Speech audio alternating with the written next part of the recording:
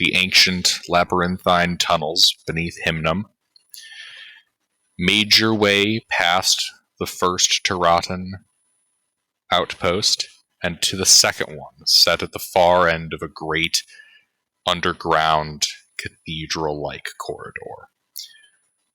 Upon encountering the camp, you met a pair of familiar mages and the local garrison, who informed you of a symphonic guardian that was protecting the deeper chambers. After proceeding through there and overcoming 2 bouts with a killer jukebox, the 3rd pair of doors opens before you, revealing a long corridor of black metal, pipes, and a central corridor lined in obelisks, all made of the same black metal, pulsating with a green light. Is there any writing on the obelisks?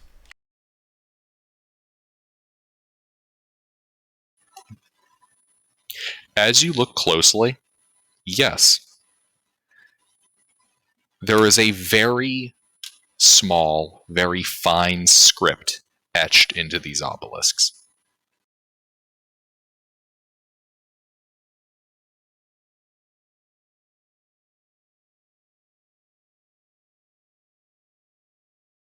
What does it say? I prepared explosive runes this morning. Not quite, not quite. Give me an Arcana check, Yuri. I can assist. Or do it, if Yuri asks me. Well, can already read them?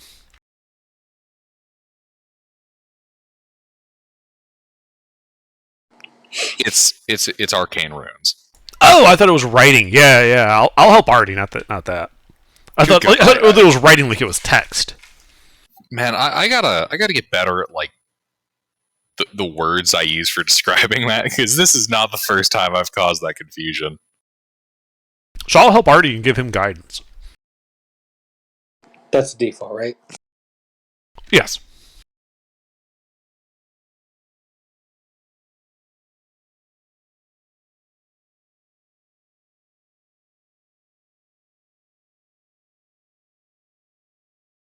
Alright, yeah, you go poking through here. And with that Arcana check, you realize whatever these obelisks are appear to be used to gather and direct the flow in this area. You also note that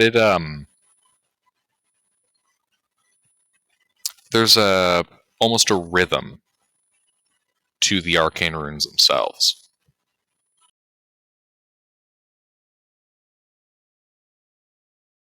Like a repeating pattern, which seems to be used to direct it down deeper into the structure.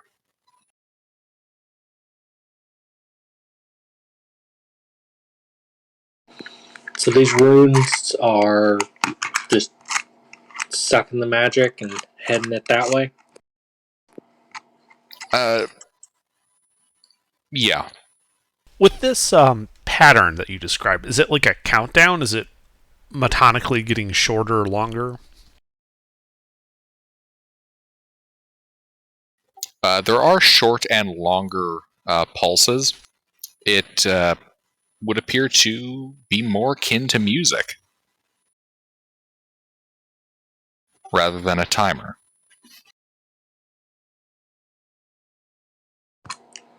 Do any of these like match the tempo of one of the sheet musics we have?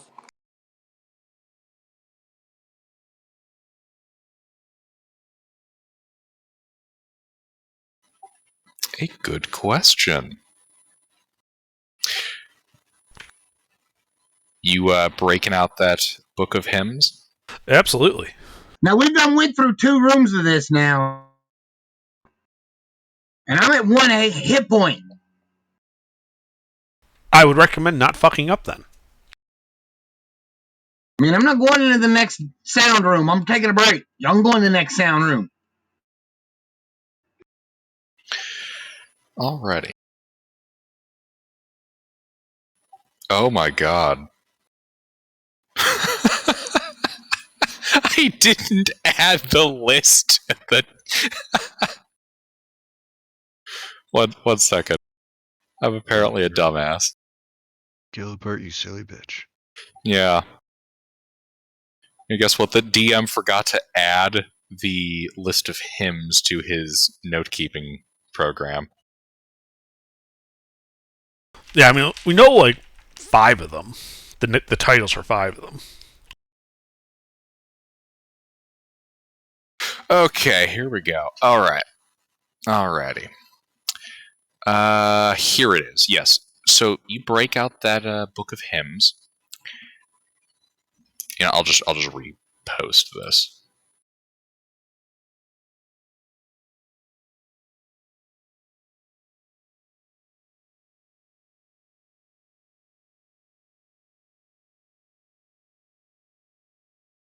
The 5 hymns that we know the title of were those 5 that had the metal tablets. 6. 6. Yeah, sorry, 6, yes. Are there other hymns other than these 6 in the hymnal? We did Wounding of the Wizards. I know we've done that room. No, Under. It's just these 6. So the whole book is just these 6 songs. Yeah, it's only about 100 pages. Fairly thin book. I think we've done... We did Symphony of the Gods first, and then we did Wounding of the Wizards. Right. Or no, we did Peace of the Sky first, and then Wounding of the Wizards. Okay, yeah. Fight and Falling, yeah. Fuck that shit. Yeah, but I'm at 1 hit point after and became immune to the veil or some bullshit.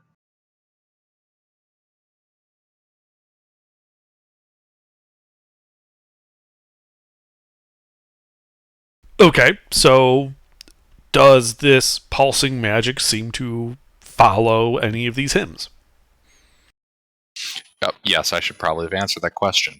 Yes, it does. It appears to match the rhythm of Rebirth of an Avatar. I see. And this is a long room? Like we're on the one side of it, and these pillars are lining the 2 sides, and it's going off into the distance? Mm-hmm. Can we see the other end? I do have 120 feet of dark vision. You cannot. Well, actually, I should say they cannot. Yuri, you notice at the edge of your vision, well, your vision is a little bit shorter than what you know your dark vision to be. And at the end of it, the world at the edge of your vision appears to morph and fluctuate. Like it's being distorted, almost like a heat mirage.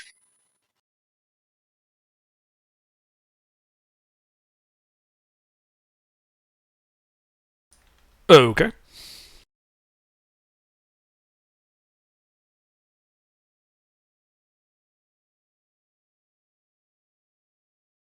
But there's no symphonic monster here. You do not see the Hymnum Symphonic Guardian now.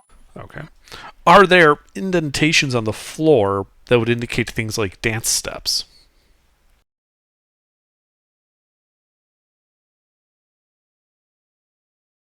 You know, do our characters have to dance across this room?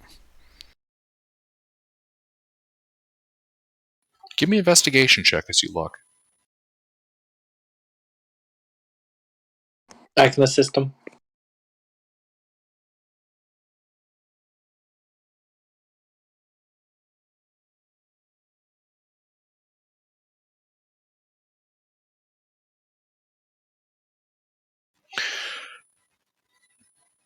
All right. Yeah, you poke around. There does not appear to be a dance step path to this room.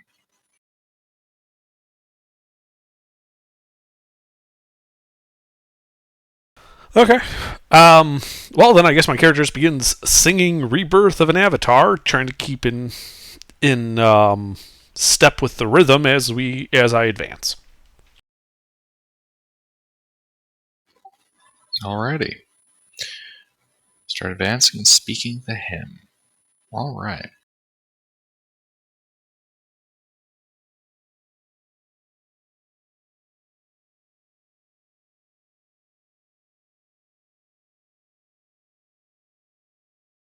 Well, I mean, Artie is just gonna follow Yuri's example.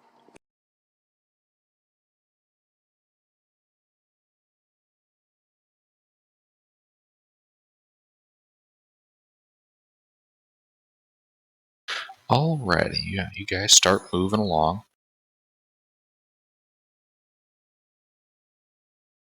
And as you progress down this corridor, you can see at the edge of your dark vision that heat mirage, almost as if a pillar of it erupted in the middle of that vision.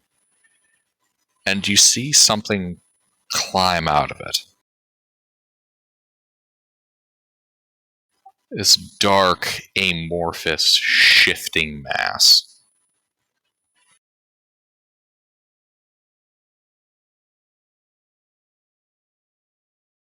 It's about 100 feet away from you as you guys are advancing.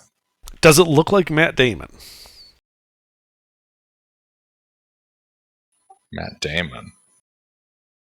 My No? Matt Damon. Matt Damon. Okay. I keep singing and kind of motion with my hands that, pointing down, like, there is something down there, and I keep walking forward. Do we all see it? You see me gesturing, but it's 100 feet away. I have over 100 feet of dark vision.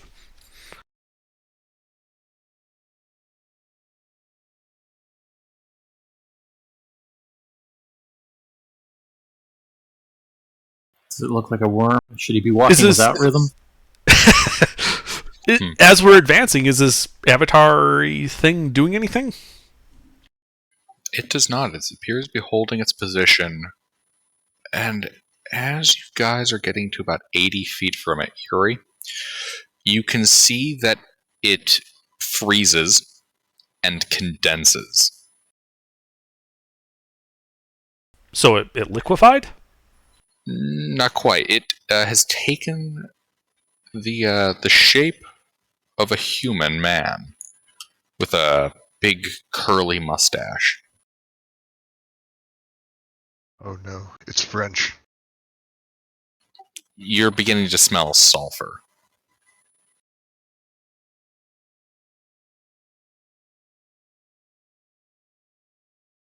Wait, do you guys have the sulfur part?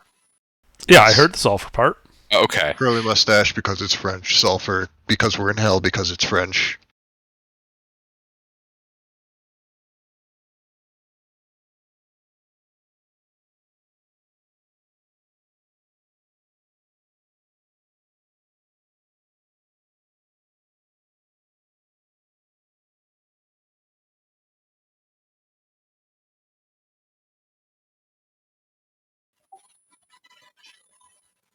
You guys just keep walking? I do, yeah. All right. And as your torch light and dark vision begins to illuminate this, you all see this individual standing. A shimmer of a kind of heat mirage radiating from them. This humanoid figure, dressed in fine clothes, twirling his mustache.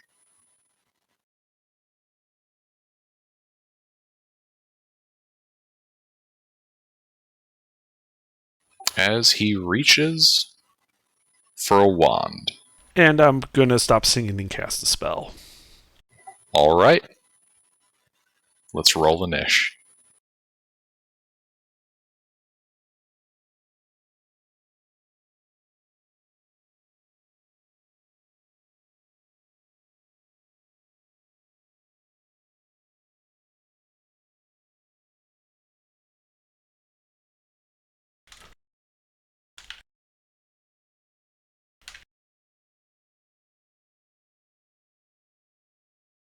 So we're like 60 feet away from it? 60 feet. Okay.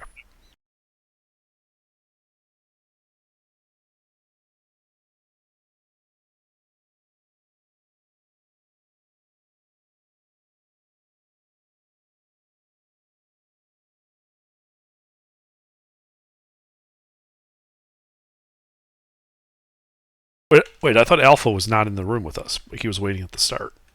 I am. Okay. I'm not with y'all in the room. No.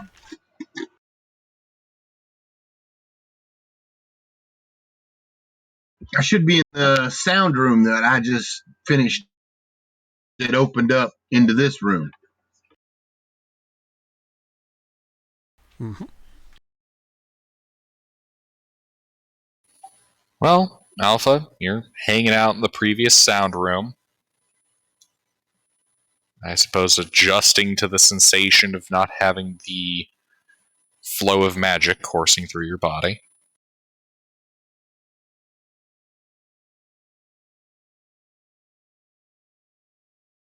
You feel a bit lighter. I mean, is the door open between the two rooms or no? Yeah. The door's open. You saw them walk into the farther room. I see the thing, yeah. No, you don't. Oh, I don't see nothing? No, you're way back. Well, you said our torchlight was illuminating it, though. Yeah, no, that's for point. If you guys have, you do see far down the corridor, the party is stopped, and there's some kind of humanoid down there. Crap. Well,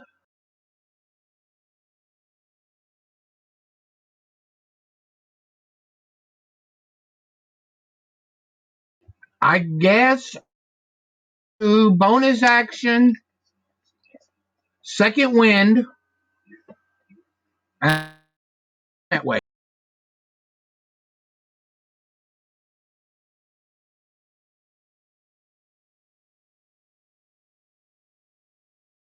I couldn't understand any of that. Alpha, what are you doing? I'm gonna bonus action, second wind, and start heading that way. Alrighty, you're dashing. Sure, why not? Alrighty, that puts you about 100 feet out. Oh, well, then if I'm 100 feet out, then I'm not going to dash. I'm just going to walk out. I'm just going to normal move. No, I mean, after dashing, you're 100 feet away from the humanoid.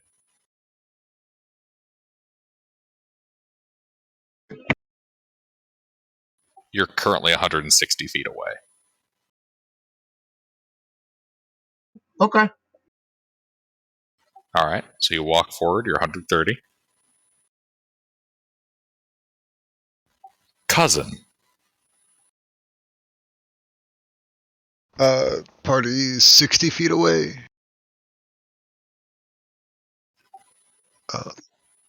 Party 60 feet. Were you also not walking with the party? I am.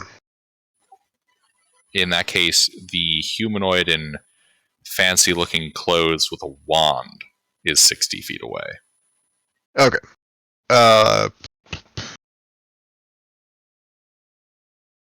Fuck it, I'll throw a guiding bolt at him.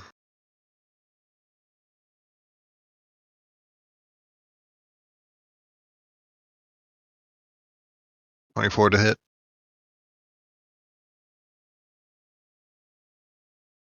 A 24 hits. And 10 radiant damage. Next attack has advantage. And bonus action, I'm going to take on the star. Fucking, what the hell is it?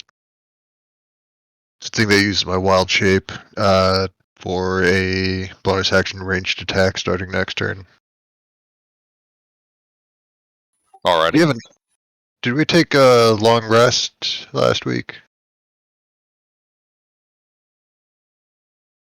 I don't think so. I think it was just short rests. Okay. Yeah, there hasn't been a long rest for a while. Okay. The week before, though, ended with a long rest. Alright. Then I'm gonna move move my 30 feet forwards to get him within 30 feet, and that's going to be my turn. Alrighty, this guy. Alright, so he's going to pull out his wand, and you know what? He'll take some shots at... he'll spread them across Armerson, Cousin, and Yuri. We'll go 1 Armerson, 1 Yuri, 2 Cousin. Eldritch Blast.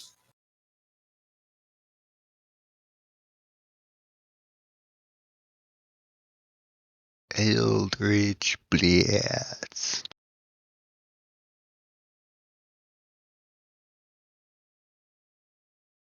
Alright, so Artie, Cousin, Cousin, Yuri.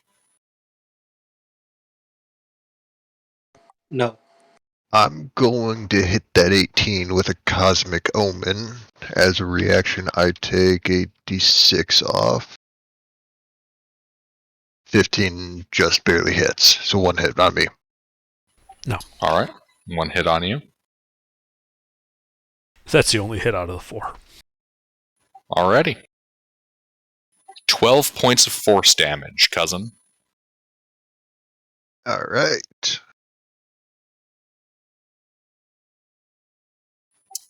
And he's going to move 30 feet up into melee with you. I thought he was 60 feet away. I moved up 30 feet. Oh, okay. Mm-hmm. Sorry, missed that. All good.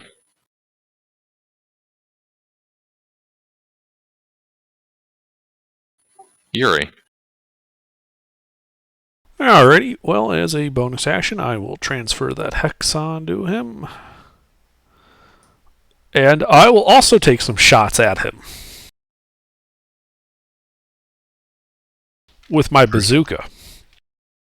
First one's at advantage from Guiding Bolt.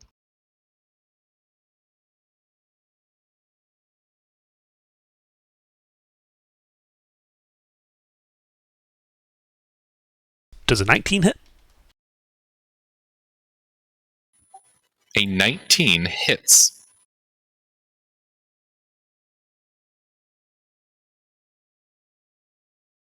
That is 33 points of force and necrotic damage. The creature has a reduction of 10 to its movement speed, and it also has disadvantage on strength ability checks. Hot damn. You blast off this thing's shoulder.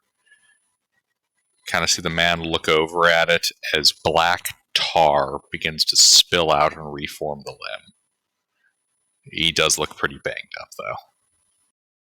I begin reloading the bazooka. That's it. All right. Artie. Well, he moved up in the range, so I can move 30 feet and punch him in the face.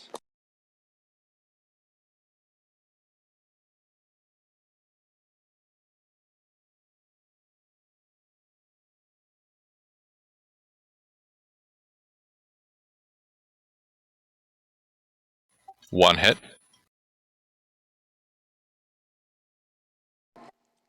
A thunder damage.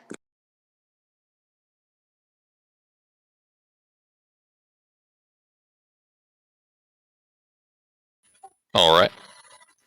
That all? I activate defense. No, I can't. I used that already. Yes. Alrighty. Alpha. Distance to monster. 130 feet. 100 feet.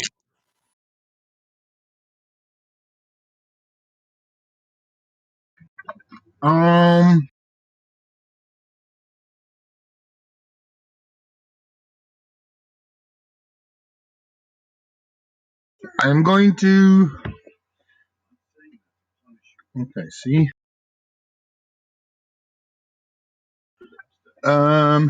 Let's see.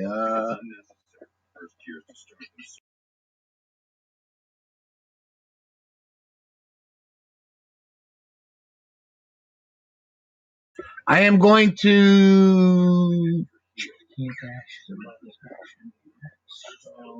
I'm just going to dash with my action. 60 feet. Puts me how far from him? 40. Say again. 40 feet. Dash, it'll give me 40 feet. It'll put within 40 feet. What if I just move 30 feet? Is 70 feet from him? Yeah.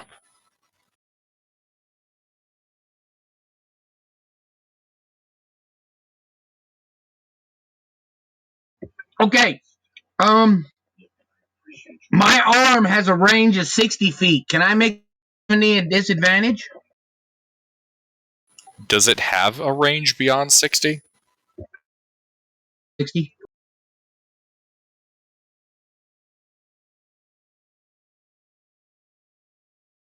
I don't know. Let's see. You gave it to me. I don't know. Propulsion. You should have the stats for it. I told you what it is. You got to pull up your stats. Yeah, it's a thrown weapon 20, 60 feet. So no. You'd have to be within 20 feet to make a flat roll, and within 60 feet to make a roll at disadvantage. Okay.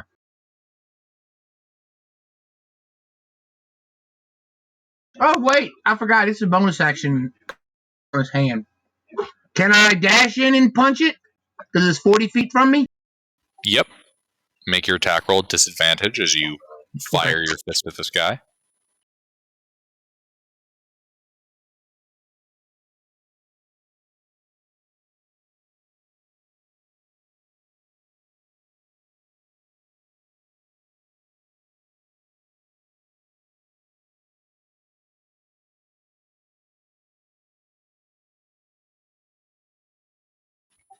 That does not hit.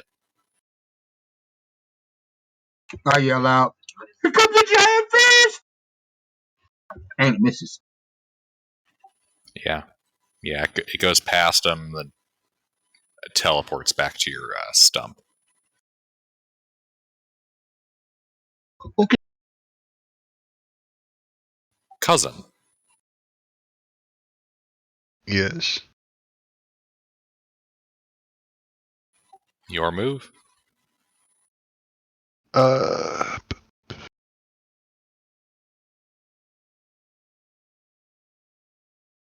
I'm going to, as an action, wild shape into a crocodile and bonus action shoot this guy.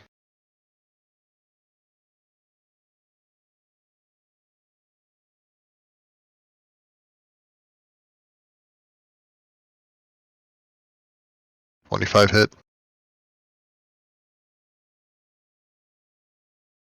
11 radiant damage.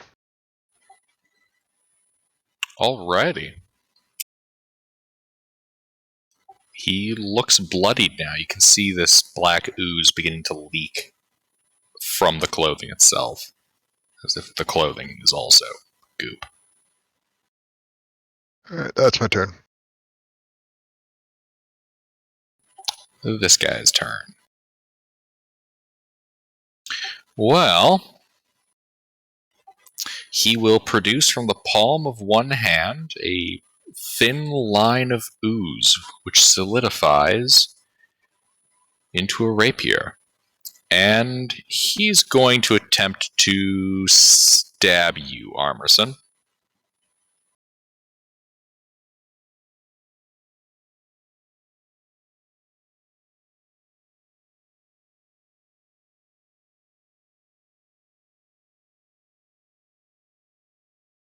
He fails. Alrighty. And with one of those jabs, you can feel this thing's presence in your mind. Give me a wisdom save.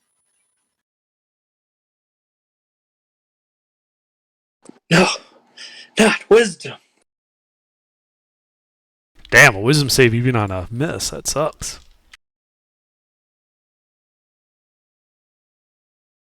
Oh, it's a separate ability.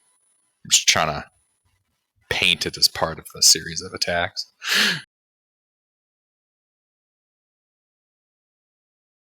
Alrighty, yeah, that fails. But wait, I'll add Flash of Genius to add 4 to that. Okay, Does a 14 pass? that fails. Well, darn. You take 21 points of psychic damage. He said, well darn. And you become memory drained. Oh, that's a bad spell for a wizard. So yeah. Well, memory drained. You roll a d4 and subtract the number rolled from your ability checks and attack rolls. Oh, there's different spell than what I was thinking about. Never mind. I was thinking of one that made you lose spell slots. Yeah, so basically now, Armerson, whenever you're doing something that's not a save, take a d4 off. Oh. Rude. Indeed, Yuri. Well, Oh. shoot him twice.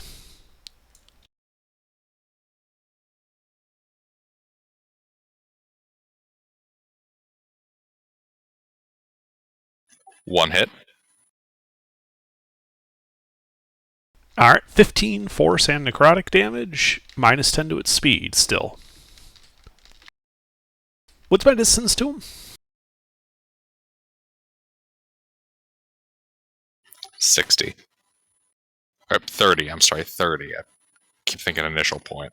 Alright, yeah, kind of like move off to the right to... Is there enough space for me to get, like, 25 more feet?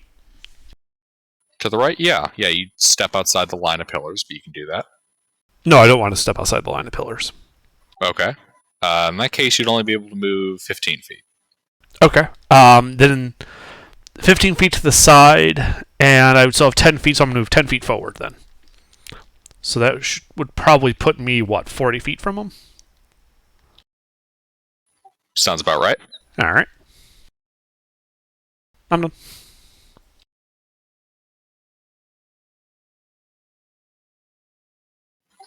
Armerson. Well, I'm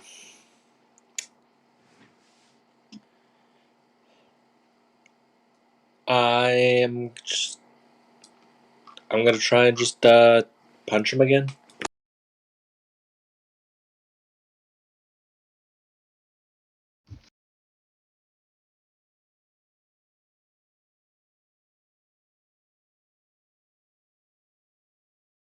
Well, nice. Does a 16 hit? A 16 hits. Looks like his memory drain did not work that well.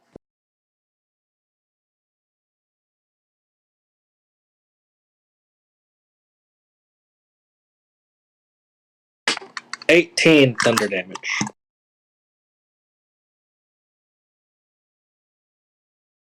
Alright, yeah. Yeah, you slap this guy good. You see ripples of black tar move across its surface as if it were water. Who are you? What's going on? Why can't I remember anything right now? Reboot yourself. As I punch. As I punch. He deleted System 32. Oh no, one of the things you forgot was pacifism. Alright. Alpha? Okay, how far am I from him? I think 40 feet. 40 feet. Okay.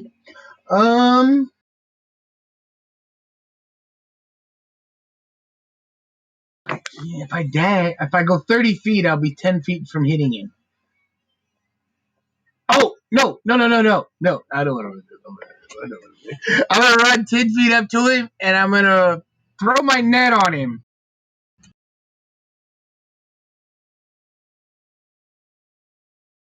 Okay. You throw your net at him.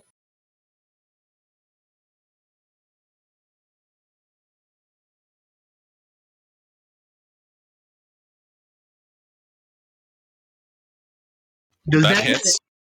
He is now restrained. As the net begins to slide through its form as if it were dicing him, and it just kind of seeps around it until the net lays on the ground. Oh, well, damn.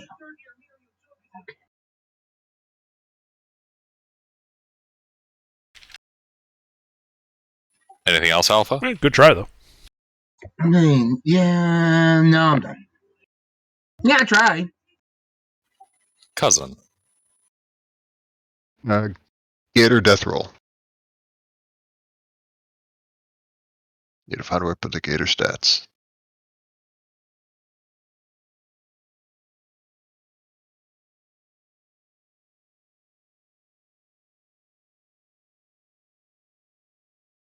$19 to hit.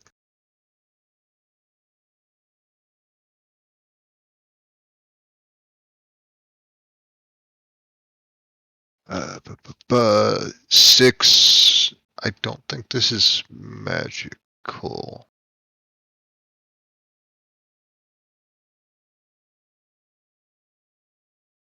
Well, check.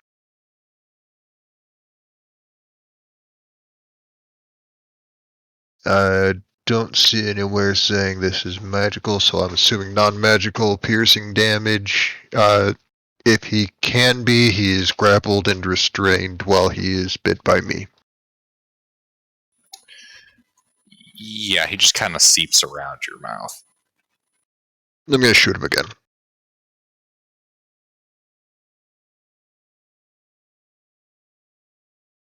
Hey, that's bad.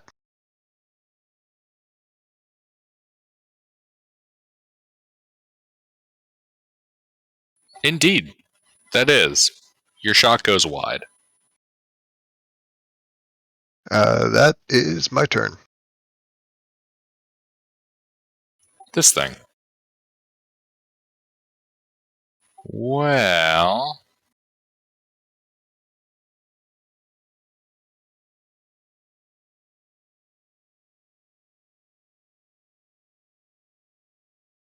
yeah, he's going to keep going at Armerson. After all, the Artificer does have such a wonderful mind.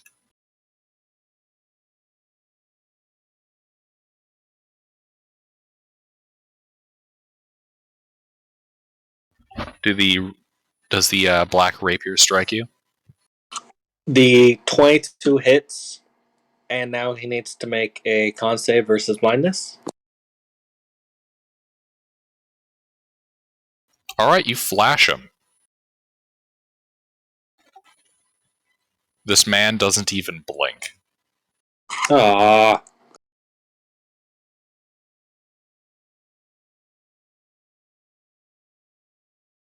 Seems like every time I get hit and use the radiant weapon, nothing happens. You've only used it twice, to my knowledge. Yeah, that's every time. Because A, I'm so hard to hit, and B, these freaks that do hit me don't get affected. Hey, at least your shtick isn't trying to restrain things that are made out Alright. of magic or gas. You take 23 points of piercing and psychic damage. And I need a wisdom save from you. He did it again! Just to be safe, I'm going to add Flash of Genius to that, too. Does like 19 work?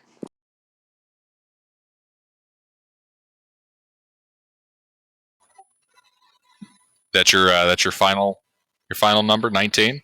Yes. That passes. Okay, good. Because if you said it didn't work, then I wouldn't have been able to make the save even if I rolled nat 20. That would have been hilarious. And unfortunately for you, my Cosmic Omen is only subtraction today. But to clarify, you do still suffer memory drain. So you do still maintain the minus D4. How rude. Yeah, I mean, hey, at least you weren't drained anymore. Would the D4 have gotten worse? Yes, it gets worse. Yuri. A blast. And then Yuri started blasting. When I got that bazooka, I might as well use it. One hit, I'm guessing? One hit. 8 force and necrotic damage. It's still at a minus 10 speed, and I'm going to move 25 feet forward. Alrighty. As in along our original path of travel, so I'm increasing the distance to the monster. Alrighty. So, given the angle, it'd probably be like, what, 60 feet? Yeah, thereabouts. Okay. That's all I got then. Alrighty. Yeah, this guy's looking pretty rough. Artie. So, how rough is he looking? Like, almost dead? Yeah, this thing's... You can see that the clothes are starting to, like, melt like a candle. Bits of black tar appearance kind of seeping through. More confused, memory loss, screaming, and punching.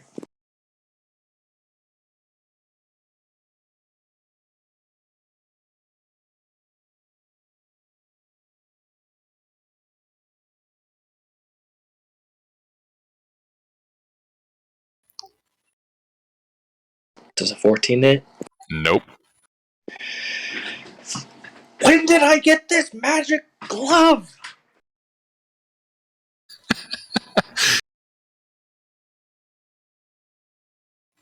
Alpha.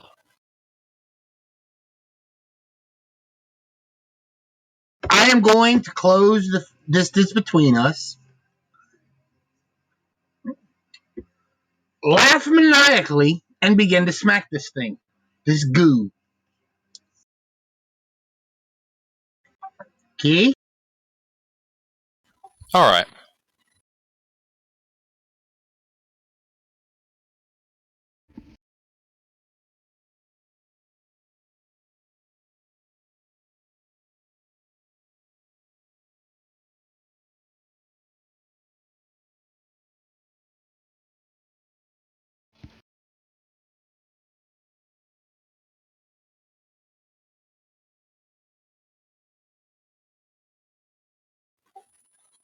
Both hit.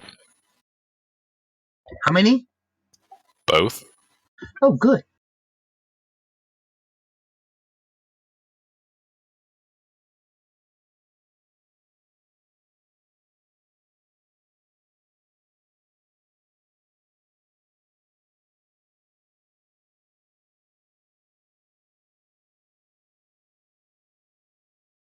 $16 points of magical blood damage. Alright. Yeah, you hammer into this thing, smashing it apart as it loses all cohesion and melts down into a oily, sulfurous smear on the ground. Sweet. And then disappears. Sweet.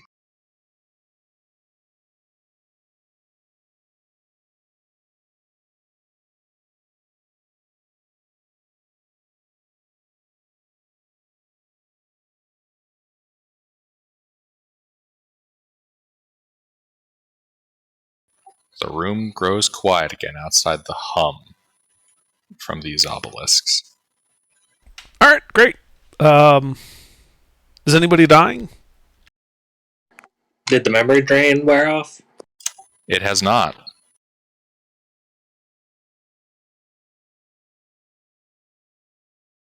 Like, where are we? What's going on? Yeah, don't worry about it. You'll be fine in the morning.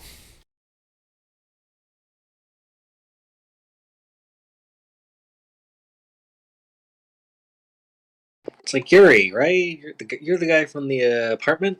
Yeah.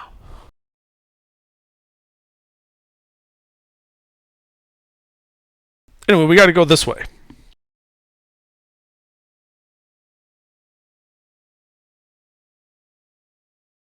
And I start walking off down the corridor.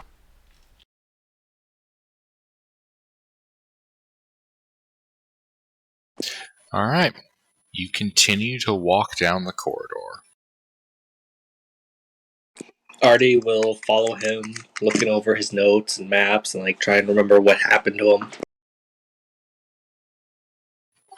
All right. You guys walk for a while, losing sight of the point that you came from. And after about 15 minutes of walking,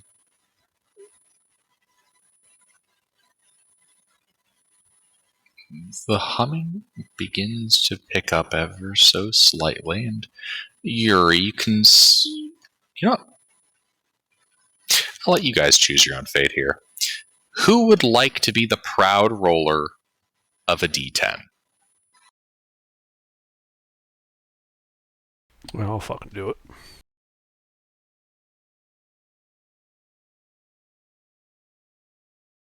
God damn it. There, 6.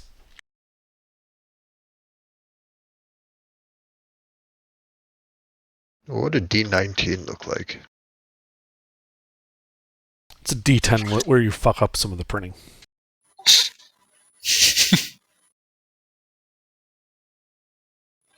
Alrighty. A6. That is... Ooh. Alrighty.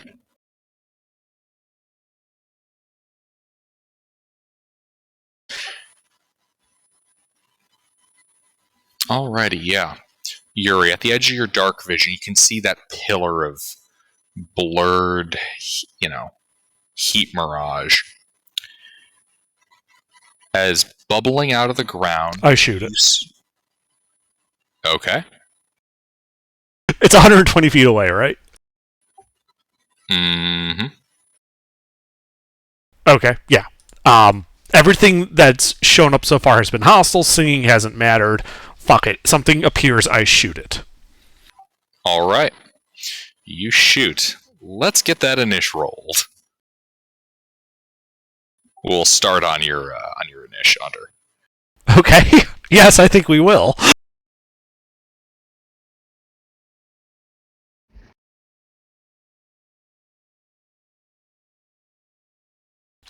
Oh, hot damn, a 20.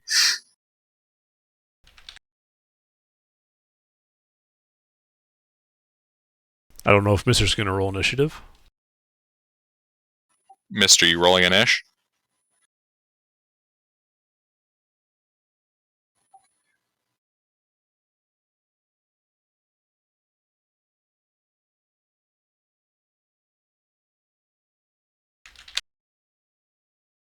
Man, okay, yeah, you guys really want to kill this thing, I guess. We've just had it up to here with mysterious little shits bubbling out of the ground and attacking us. I guess.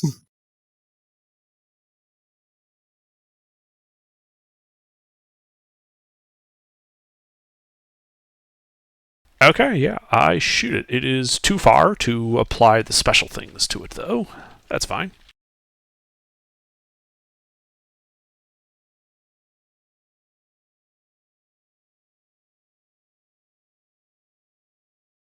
Good thing there's no friendlies downrange.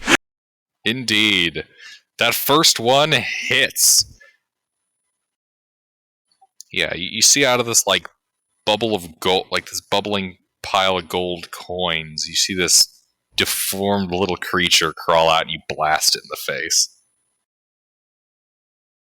Yeah, it takes 8 force damage and minus 10 to its movement speed. Ooh, already. And I hold my position at 120 feet from this thing.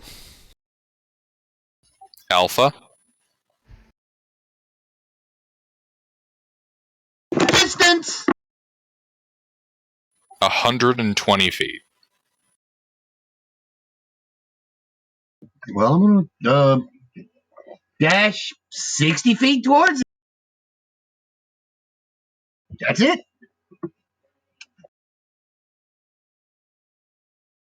Have we had a short rest? Nope. Fuck. Okay. If you need one, you should have asked about it at the end of the last fight. He's been saying he's at 1 hit point. Yeah, and then he said he wasn't coming in here, and then he joined us, and I forgot about the 1 hit point thing. All right, yeah. Yeah, so Alpha, you run forward, and you can see standing on this little mound of treasure is a Zvart with a malformed and now bleeding face with a stupid looking shotgun crown on its head.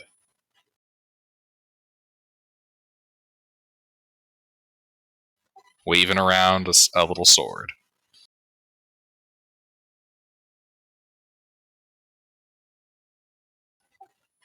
Armerson. So there's just one? Well, you can't see it. I move forward 30 feet.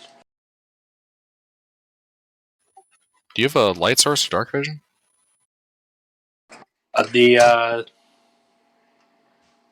My gauntlet glows pretty brightly. Like how bright? 30 bright, 30 dim.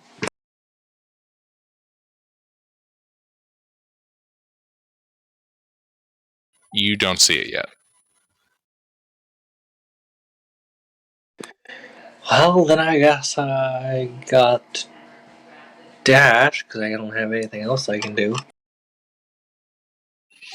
Alright, yeah, you dash up and you do see this malshapen looking Zvart with a sword and a crown.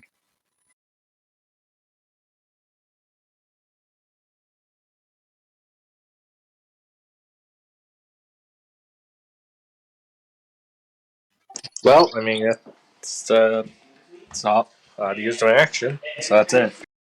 Alrighty, this thing's turn. Let's see here. Yeah, this thing starts running fast, stopping 10 feet short of you, Alpha.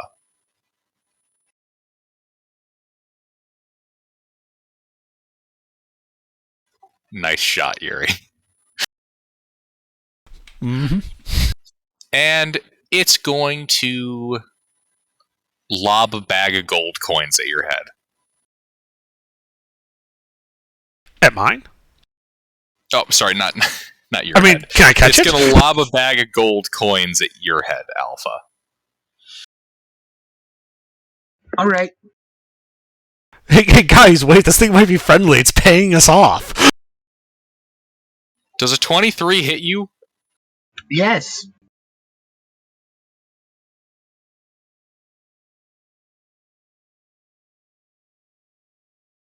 He wants the trophy killed by coin. You take 7 points of bludgeoning damage as you're hit in the head by this wallet. Okay. I am still up because if y'all forget, I action surged, and so. Oh, sorry, you second winded. Yeah, I second winded, so it was not at 1 hit point, but now I am back at 1 hit point. So actually, I have a few more, but that's good. So, are we not going to attack him? He's trying to pay us off? No, I was joking.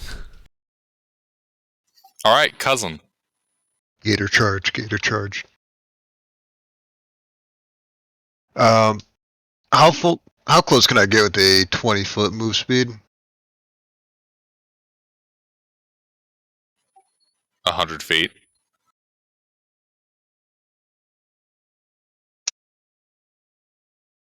No, he's asking how Alright. close would he be after moving the 100 feet. Oh, 40 feet. I have 20-foot move speed. I can move 40 feet with a dash. How close can I get to this guy? okay. So you move 40 feet with a dash. Okay. 40. Put you 20 feet. No, 30 feet away. Alright. Has...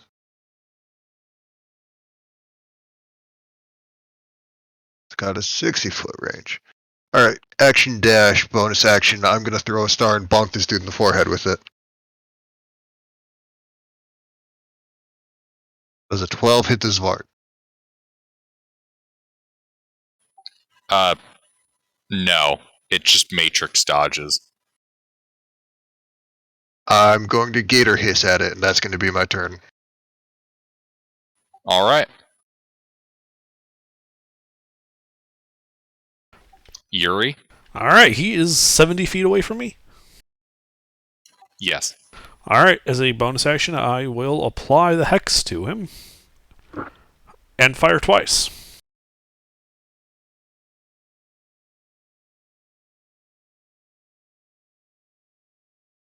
Does an 18 hit him?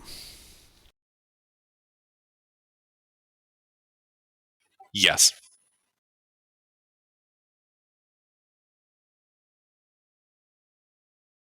He takes 32 points of force and necrotic. He is still at a reduced speed by 10.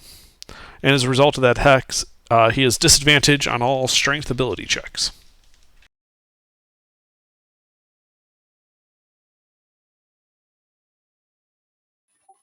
Alrighty. Yeah, you hear it starting to like shriek out the same word over and over.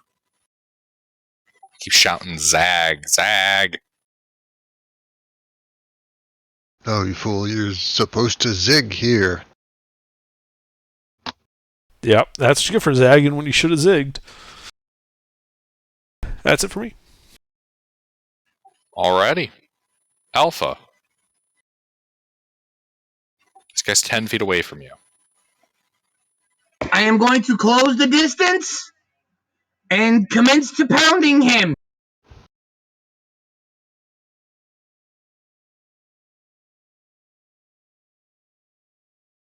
Wait. What was the guy saying, Zig? You're saying zag, but this is clearly a no zag zone. He's supposed to be zigging. He's saying Zag. No, he's saying zig. Everyone else is saying zag. Oh shit.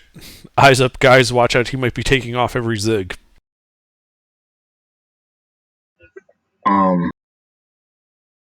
What? I don't think we should kill him, but alright. I'm going to smash. Fuck it. But if we smash and another one appears, obviously we have to do something, right? This is the second one. We're still in the same room? Yeah, but we're further along. We walked for 15 minutes and then this guy appeared. So, we're making progress. We've got to fight our way through successive lines of defense. I don't think. Okay. You know what? Okay. This room wasn't that big, though, was it? Big hallway. Yeah, it was a super long hallway.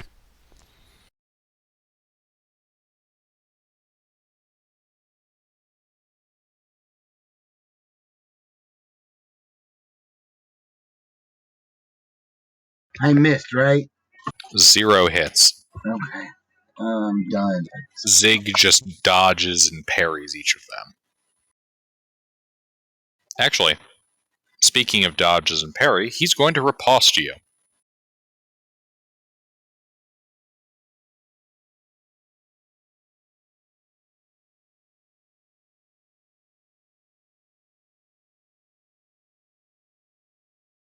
Does a 20 hit your armor class, Alpha?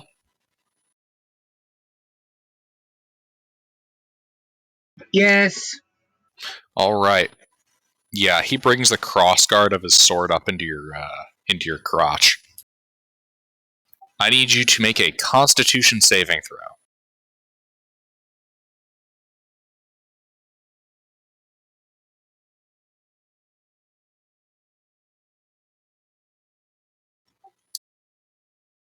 Also, you take 10 points of slashing damage. I Alright. unconscious. Ah, okay. That's right. Well, you're not stunned, you're just unconscious. Well, I know it's non-lethal. You hit me in the dick, you knock me out. Alrighty.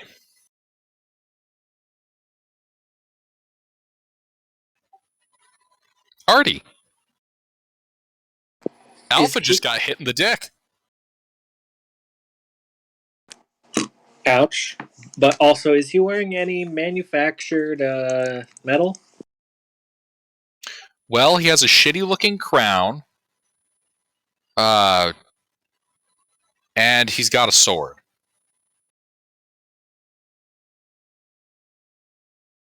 Other than that, he's just wearing like this soiled looking loincloth and really crappy cloth shoes. One of his shoes doesn't even have a sole on it by the looks of it.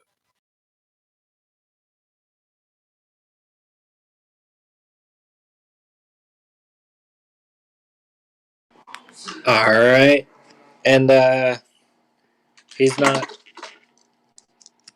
He's looking alright, I suppose. Not Yeah, too he's looking pretty good overall. Gosh, should I target the crown or the sword? Has he been using the sword? Because like I know he's threw some gold. Yes, he just used the crossguard of the sword to hit Alpha in the junk. Alright, I mean, let's heat metal on the sword. Burn his hand.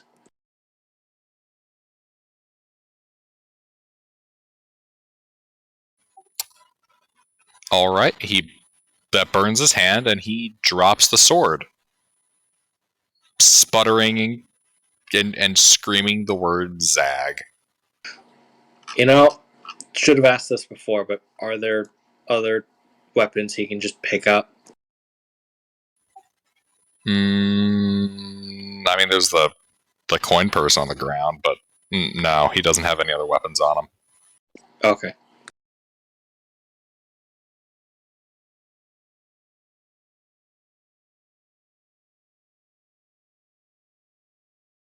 I'll move up to 30 feet. That's it. Alright.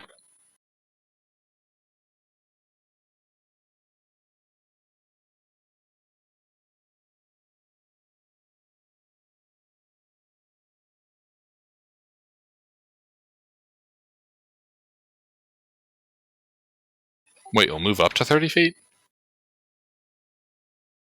Wasn't I 60 feet away?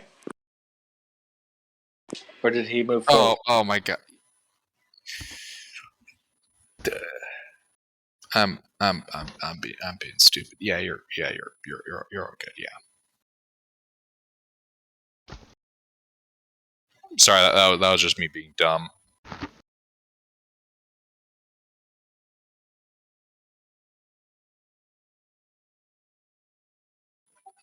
This guy. Well, he's gonna run up to you, Armorson. If you run past me, Yep, he runs right past you. do I get an opportunity attack? You do. 19 to hit? That hits. This is, I think, 10. Yeah. 5 non-magic piercing damage. He is grappled and restrained. Well, he doesn't like that, so instead he's gonna start punching you in the snout.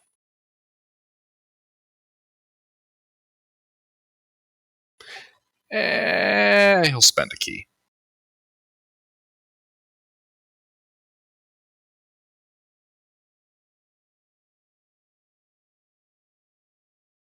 Hey, I'm gonna Cosmic Omen that 17.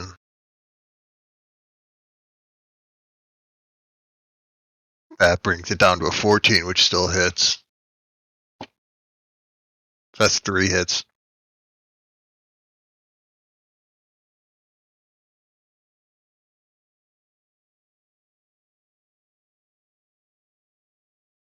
You take 28 points of bludgeoning damage, and I will need a Constitution saving throw from you. From which hit? The 20. Alright.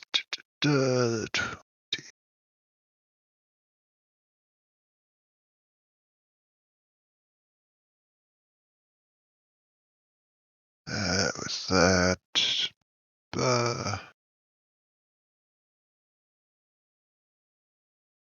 4. Well, that first hit stuns you, which I believe means the rest are at advantage. Yes, you might as well crit fish. Well, was the Uh, to negate the restrained? Like, how does that affect? Because like the restrained is disadvantage. Does it still work with giving advantage? Yeah, let me double check the Stun causes incapacitation, which ends grapple. And the restraint is part of the grapple, so yeah, it collapse the whole system. Alrighty, here we go. So the 17 is now a 20, a 22, and a 25. that means that's an extra hit.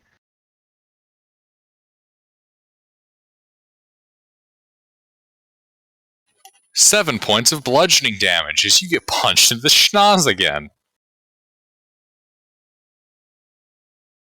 Alright, there's no more crocodile.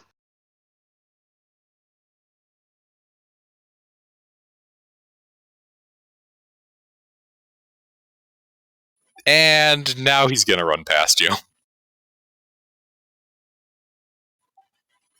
And up to Armerson. Yeah, well, I got 5 damage, and I think I came out on top of that. Alrighty. Cousin. I'm stunned.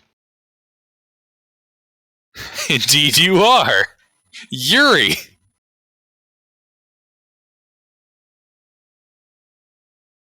Range.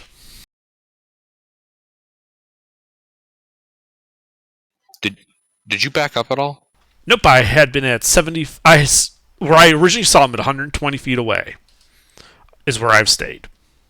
Okay. So he then closed to 70, and then you said he's running past some people, so I'm just curious what my current range to him is.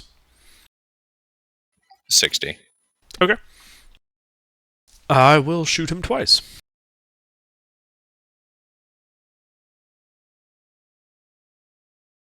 Does a 15 hit? Nope. 19? Yep. So it is 14 force and necrotic. He is still at minus 10 speed. So is he going... Is he slightly to my left or my right? I'm going to say you're right. Okay, then I would like to move 20... as far as I can while maintaining line of sight to the left. 25 feet max. Alright, you move 15 feet to your left. Okay. Actually, question. Mm-hmm. Do you feel comfortable being in line with the obelisks? No. Okay, in that case, it's just 15 feet. Yeah, I don't want to cross through that. I don't want to break that plane. Alrighty. But I do want to put some extra distance just so, he can't run right up to me. Right. That's it for me, though.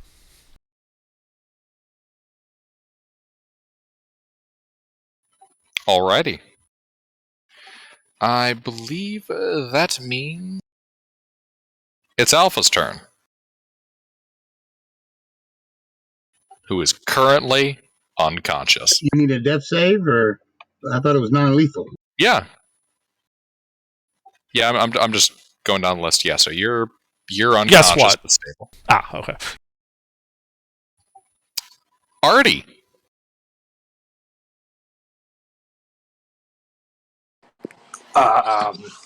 This little shit's right up in front of you.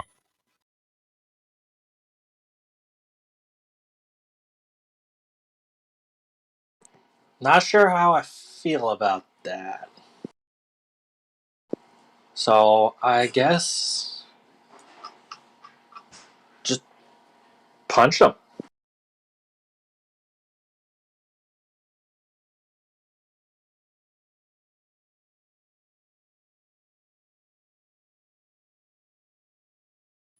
Two hits.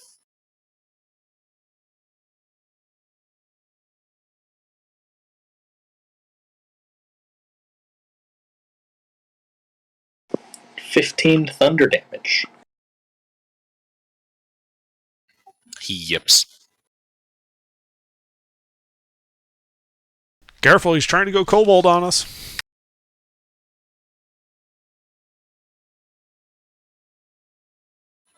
Anything else, Armerson?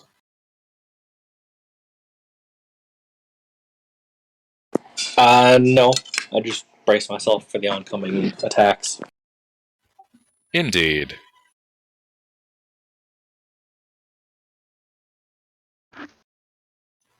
He's going to do just that.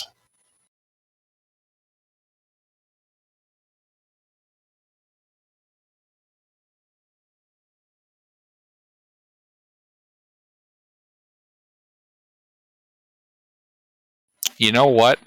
Miss. You know what? I'm going to burn his entire pool on this. Every single one. He's got lucky, doesn't he? No. He has Battlemaster Maneuver and Precision Strike. Ooh. And so I'm going to burn his entire remaining pool, which is 4.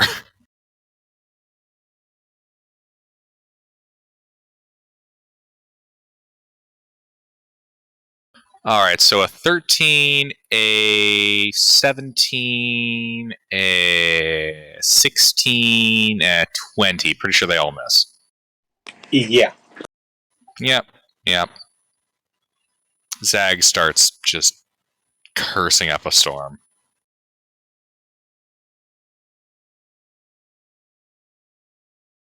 Alright.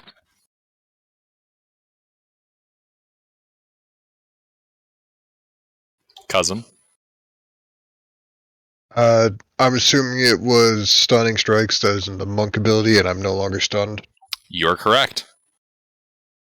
I'm gonna head over to Alpha and bonk him on the head with a Cure Wounds.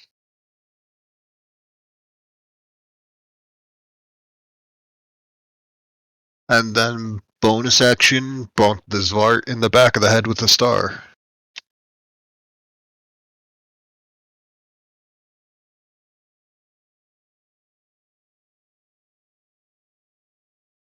$18 radiant damage.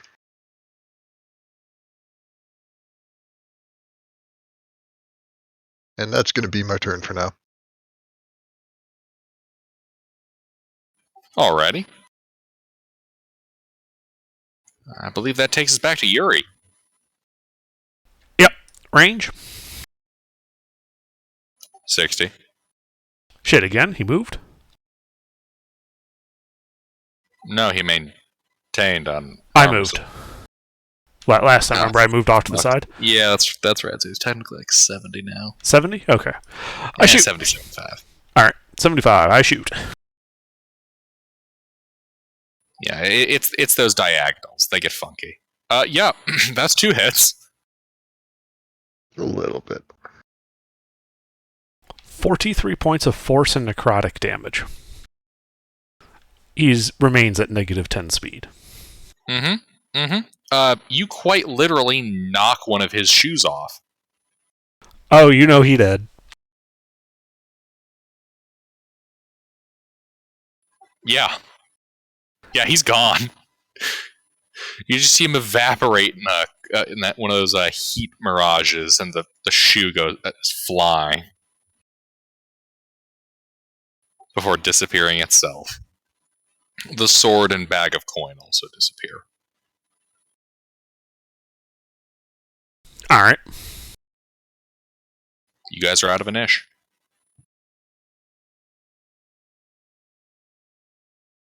So you guys pretty banged up? Do you need a short rest?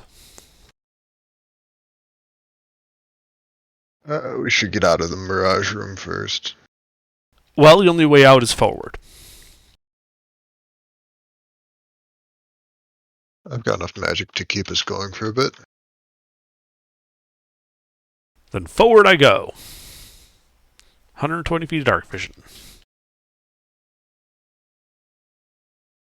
While we're going, I'm just going to burn a 3rd level Aura Vitality.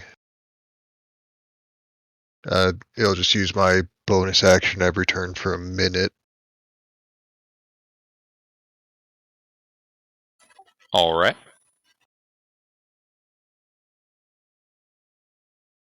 This room has just been like one long corridor with these obelisks, right?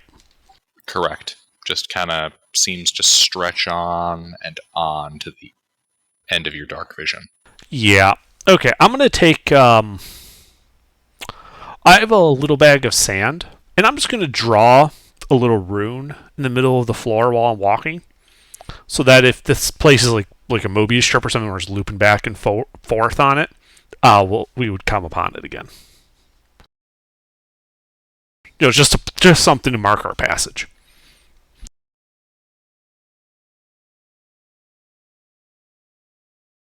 So I guess I should ask, is anything going to happen in a minute, or do we not know yet?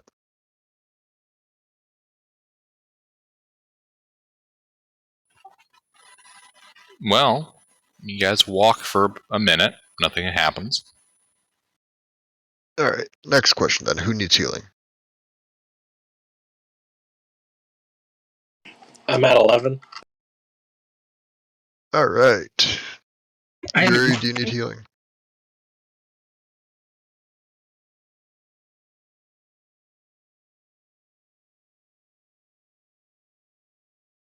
Under? Say again? Does Yuri need healing? He's at 52 out of 57. Alright. Then I'll go Alpha, RD, me, because we're all pretty low. That's why I was asking if you guys needed a short rest. RD and me.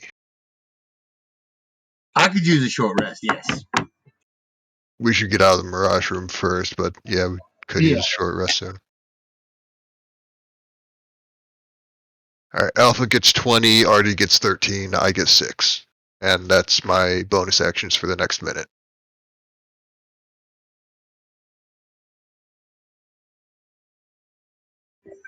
Alright.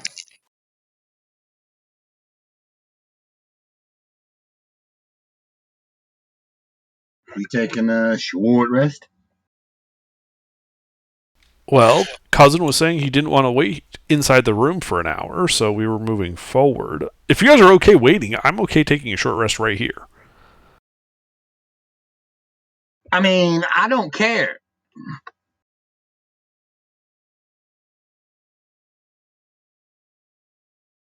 I just need a short rest. Spend some hit die, get some hit points back. Kind of tiptoeing into every fight.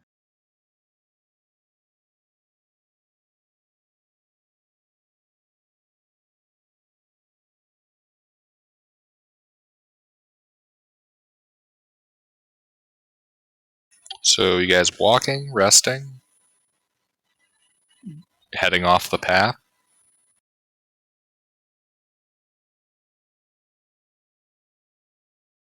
You know, it wasn't heading off the path. I'm just asking, do you guys want to wait here, or do you want to...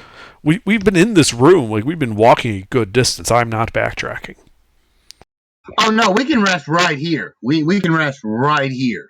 That'd be fine with me. Right here will be killed. Whatever kind of landmarks are around us, we're gonna rest right here. Done. Alright, I guess we're waiting here then. Alright. We just stop after that minute, and take a short rest for an hour. Does anything happen?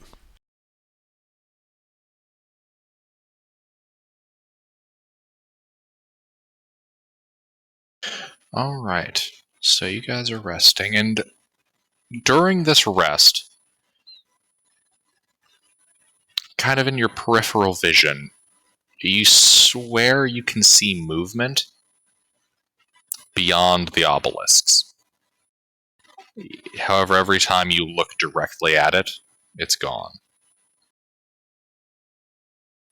Humanoid figures beyond that route. Okay, I use Eldritch Sight with Detect Magic while I'm near the obelisks. Is there magic beyond that area? Like, is there magic in that area?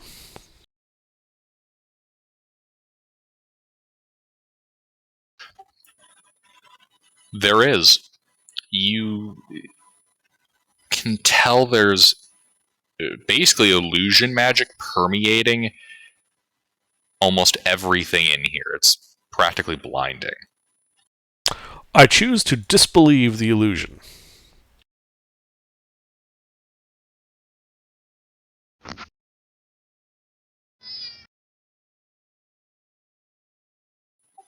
All right. You choose to disbelieve. Like some illusions, you can make like a check against it. That's basically what I'm doing. Is I'm like trying to see if I can just like focus my mind and see through the illusion. Give me a wisdom save. Is this versus magic? This is.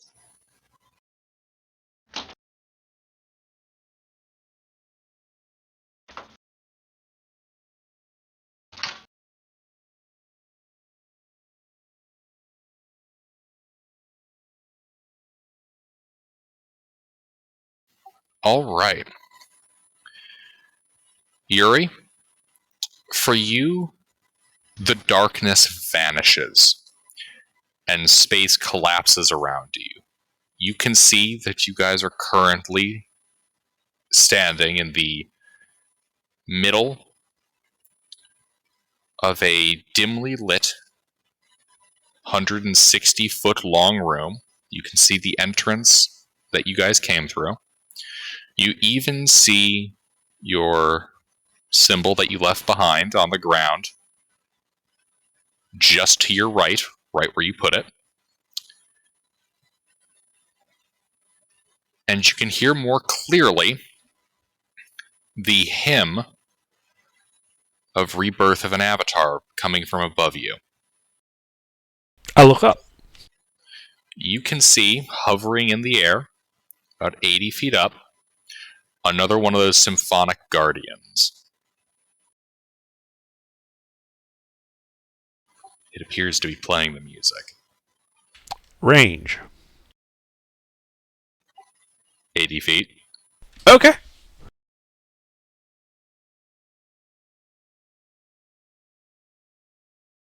I'm just looking up. It's just sitting there?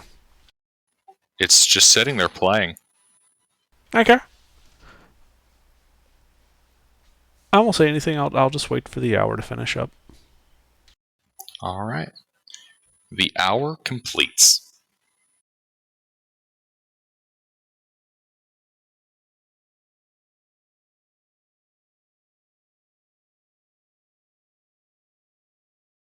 Good. People are a little more rested. Hey, Gilbert, does Artie get his memories back? He does.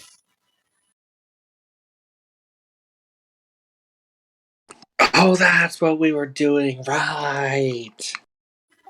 Yeah, I can see you forgot to subtract those.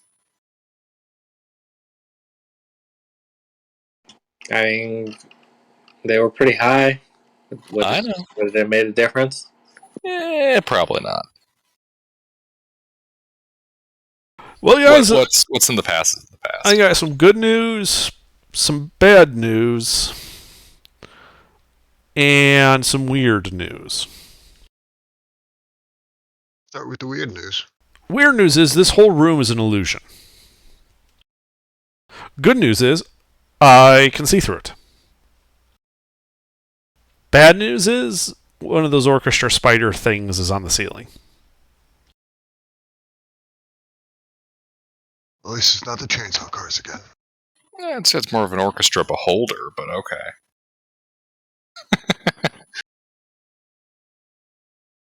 Right. So, what I'm thinking is because this is all, like, for the pillars, like, the whole room was illusory, right? Oh, no. There's still the pillars, the entrance, and the exit. How should I put this? Any progress we were The making in the room looks like what you've been walking through, except there's actually light when you guys used to not perceive any. And the room is much shorter than what you were walking on, almost like a treadmill. You guys have, it would seem, been standing in the halfway point of the real room, thinking that you've been walking. Right, so what I'm thinking, guys, is have a length of rope, everyone tie, we form a chain, everyone ties themselves off like their belt to the rope, close your eyes, and I can lead us to the end of the room.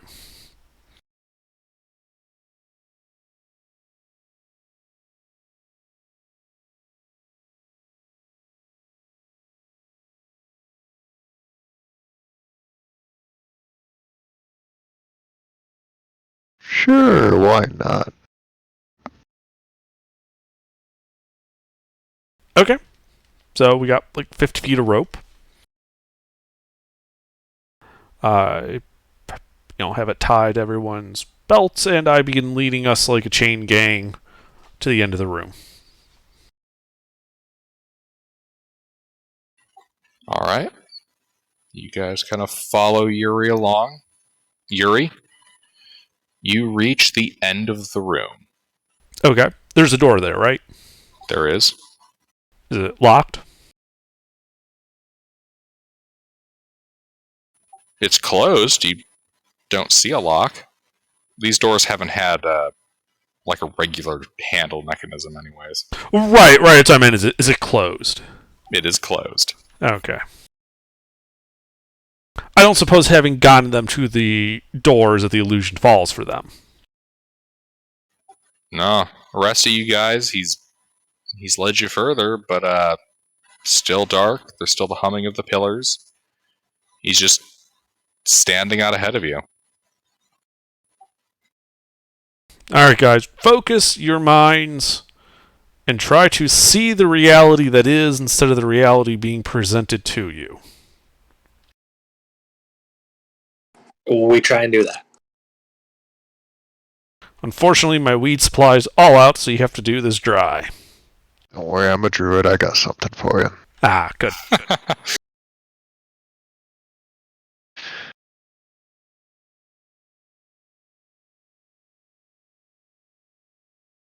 I do druid hippie stuff. Well, anyone that tries to see beyond the reality presented to them and see the reality that is, give me a wisdom saving throw.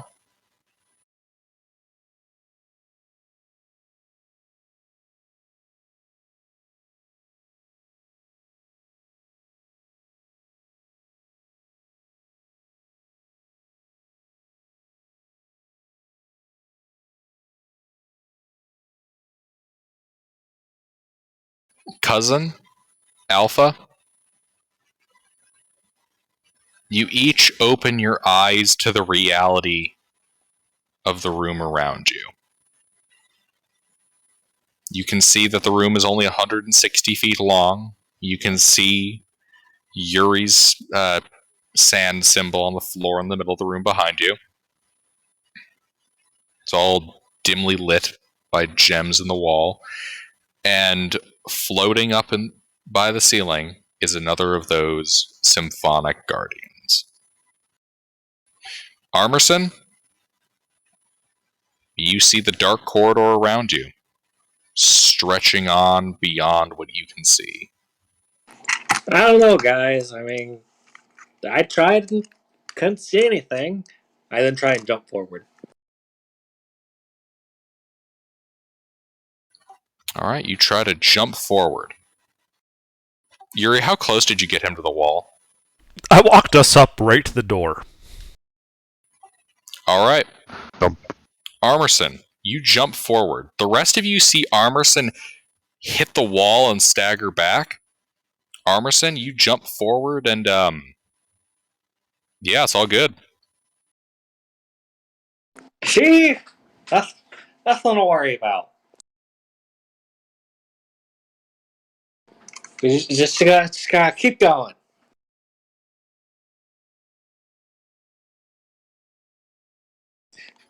Way to go, Yuri. You broke the holodeck safeties. So, like, if I face forward, I don't see Yuri anymore? No, you see him. He's how far ahead of him are you, Yuri? I'm not ahead of him. We're at the wall. I jumped forward. If I'm ahead of him, I'm in the wall. I should rephrase that. When you were leading them, how far ahead were you? 5 feet. Oh yeah, he's just like right there. Armerson, he's right next to you now because you jumped forward a little bit. But I mean, I would have been trying to like jump past him. Okay, you jump past him. He's behind you now. Artie, it's all in your head. You have to wake up from this, all right? Or you're going to die. It is slowly sucking your mind out with a straw. Oh God, the memory thing. You have to let it go. You have to Artie. fight it. The Fight it, accident Artie. wasn't your fault. Artie will put his hands to his head, have a I don't know what, but he tries again. Can I try again? Yes, you can make a second attempt. Don't worry, I planned for this eventuality. No! Wow. No! It's real! Yeah, Armerson, you're pretty sure reality is reality. And this is reality.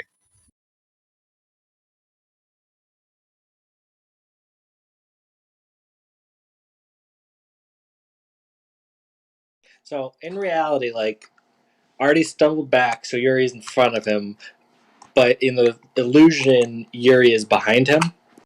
Yes.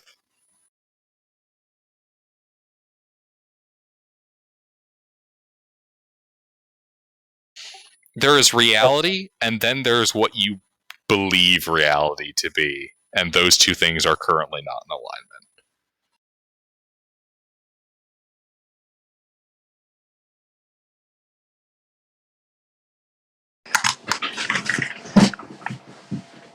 Well,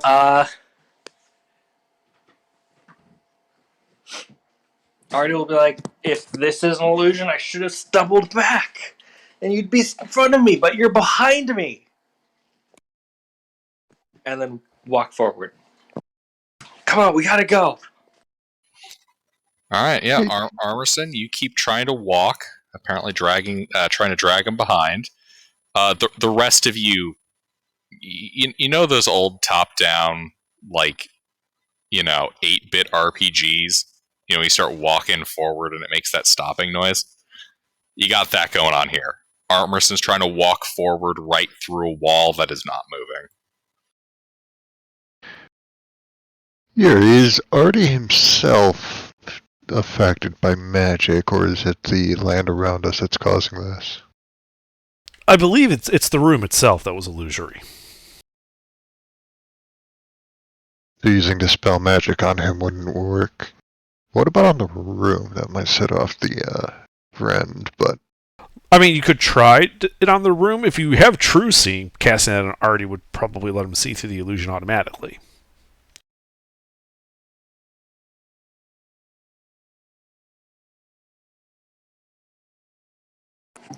Also, I just remembered, like, since Alpha is disconnected from the Wii, like, did that not have any effect? But this is earlier, and I'm just like... He is not entirely disconnected from the weave. Alright. Plus, remember, the room was the illusion. It was like a holodeck in Star Trek. Like the clever illusions to guide us into making circles instead of walking through the room straight.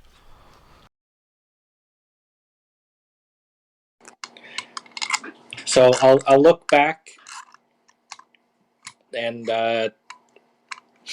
does it look like I'm getting farther away?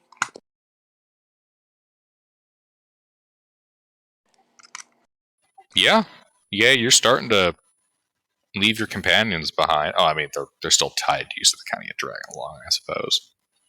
Well, no, the rope untied when we got to the wall.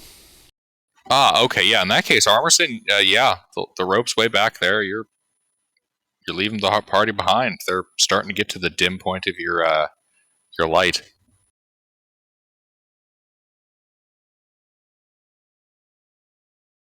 I'm going to cast Sending, targeting Artie. So he just hears my voice in his head. Artie, you got to wake up. They got you, and they're trying to get you out of here. Don't believe anything you see. And then it just cuts off.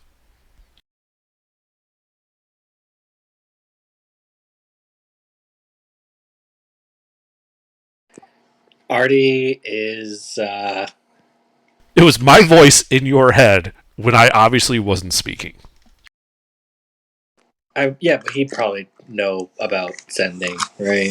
Yeah, because you wrote your name in my book, so I can do the remote comms to you. The real question, though, is it sending? I mean, yeah, you'd probably know it's sending because you can reply back, but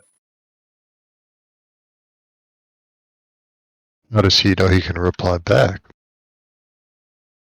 Because I told you guys you could. Yeah, but if he's just hallucinating, sure he can. Well, that's the point. Back. I'm basically just trying to gaslight Artie up to the point where he gets another save. Oh, I can help with this. I'm gonna animal messenger and have a squirrel say, "Join us, Artie."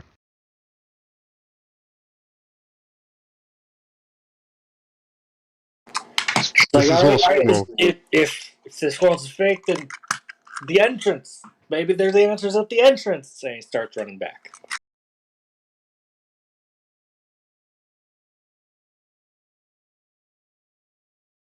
all right.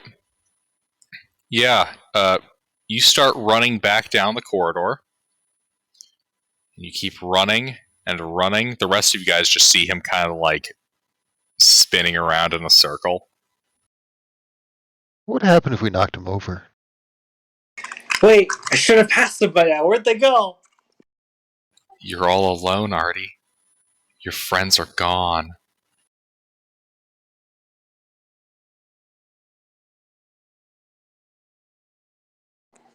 Artie will just start calling out, Yuri! Where'd you go? You're just here. And As amusing as this is, can we render him unconscious? I mean, maybe if you I don't know. Well, I mean, it's not really harming him. We can just ignore it and just start shooting the monster. that is a possibility. You guys like that plan? So, Artie will collapse on the ground and be like, it's not real, and give it one more try. All right, give me one more wisdom save. Talking squirrels, Artie. Armerson, you're beginning to lose it. Your mind is fraying, and in your desperate panic, trying to convince yourself it's not real, you manage to tear yourself from the illusion. You can see your companions around you, like right next to you. You're laying on the ground in front of the door. Is this Yuri? Is that you? Nope. Yeah, Harry. Welcome to the party. Oh yeah, that's Yuri. Last possible second, Armerson. Last possible second.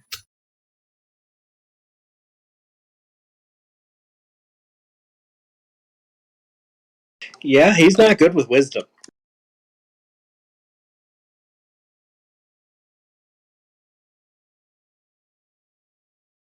It's his worst stat. Do the doors open up when the whole party stops seeing the illusion?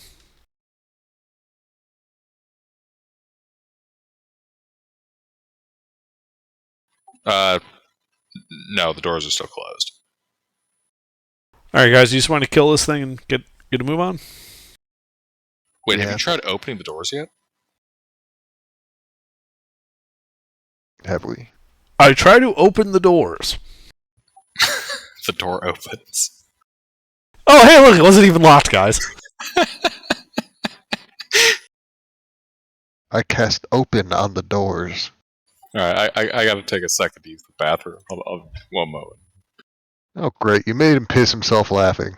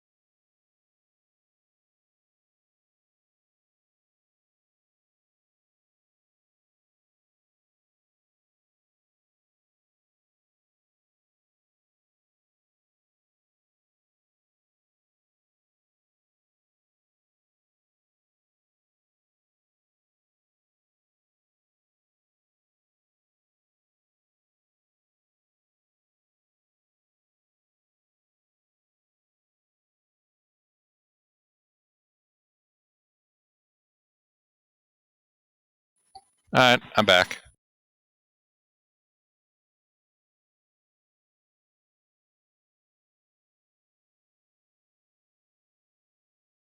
Right, yeah, so doors open.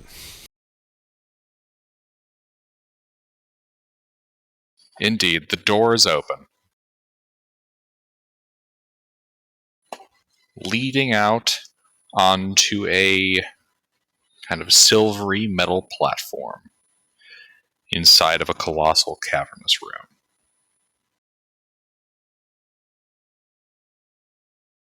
I walk in. And then turn on Eldritch Sight. Indeed, you walk inside. You can see the air itself is permeated by magic flowing towards the center. Across this adamantine bridge, about, this would be about 80 feet down, like down the bridge, not downward. You can see a dais kind of hovering at the edge of the bridge, floating over this great chasm. Below you can see bubbling magma. The upper part of this room itself is a dome of metal with radiance, almost sunlight, shining in. The center, a great floating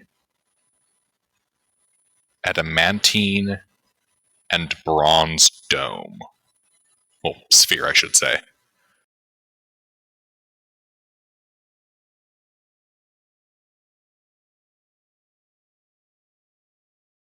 Neat. Getting that back to town is going to be a bitch and a half.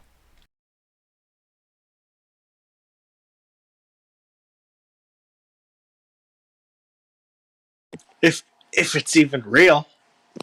Artie is questioning everything now. Good. You keep doing that, Artie.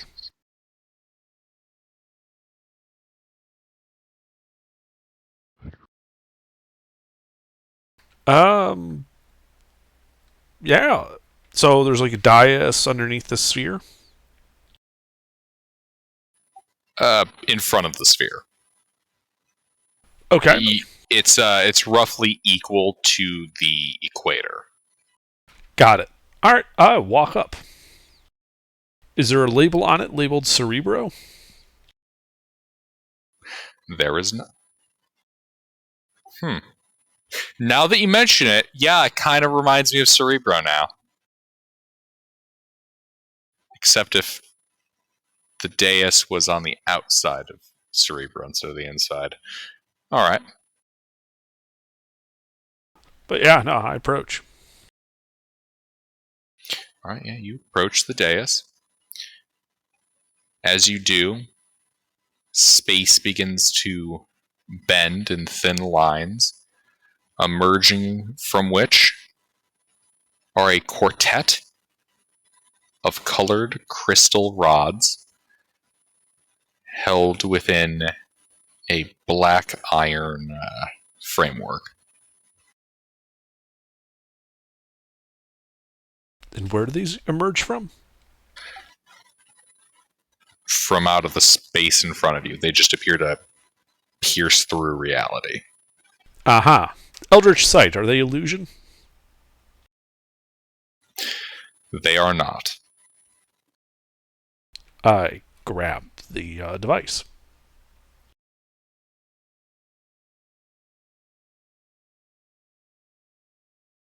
All right, you grab the device.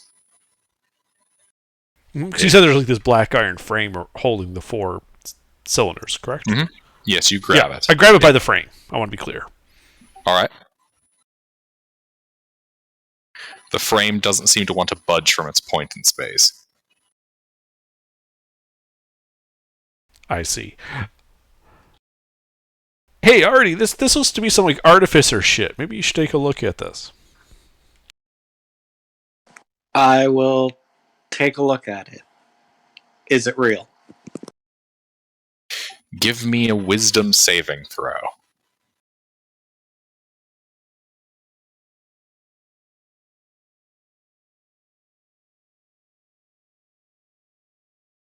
Yeah, it's real.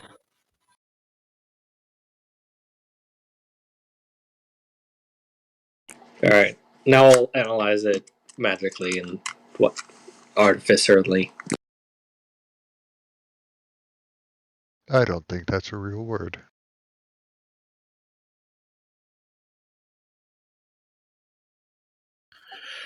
All right, give me an investigation check.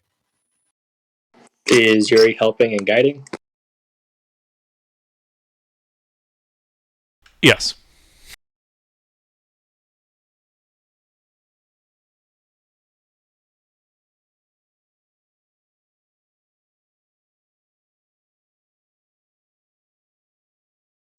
All right. Yeah, so you kind of look around the craft work of this.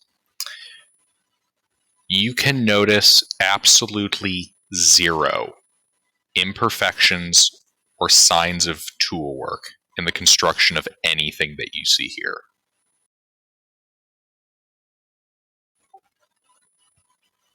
This thing is perfect. There are no flaws.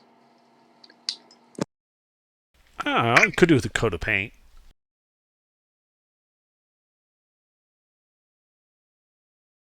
And give me an Arcana check, Armorston.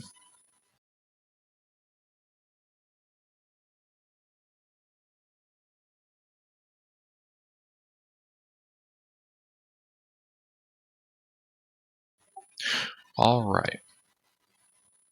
You, as you kind of poke around these, investigate, you recognize that these crystals are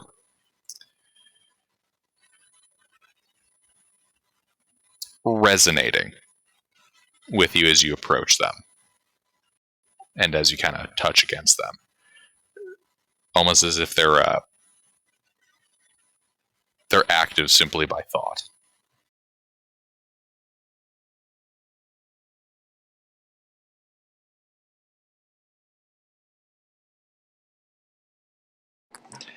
I will try to think at them. First, I'll just see if there's an instruction manual. Like, what is their purpose? All right. As you kind of think that while touching these rods, you receive the knowledge that this is part of a creation forge.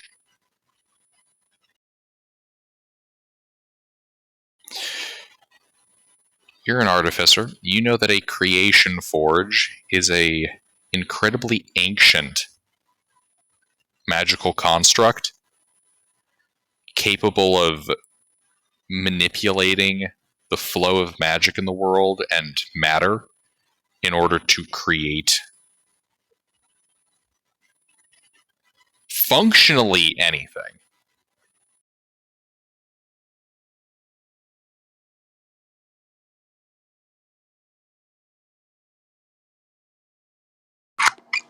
Guys, this might be the jackpot. This is a creation forge. This can create pretty much anything. All it requires is the knowledge and the materials.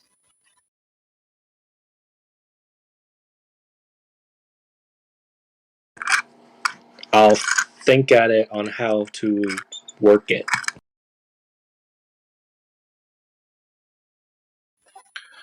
All right. You think at it.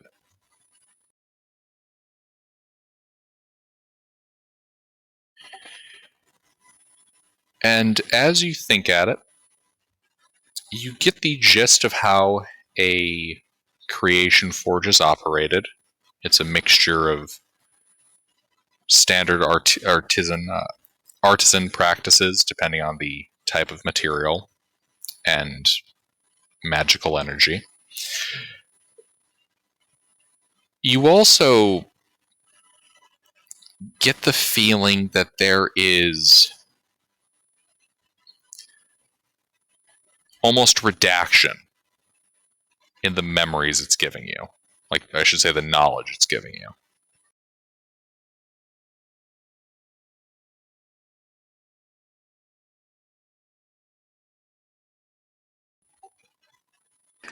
Like, this is knowledge that I need to work it, or knowledge about, like, things that are miscellaneous and that, like, I could still use this machine if I had the materials. It appears to be miscellaneous information. Like, you believe you know how to operate it, but that there's information that when you kind of brush against, you can distinctly note that it does not reply. And now I'll think, what materials do we need?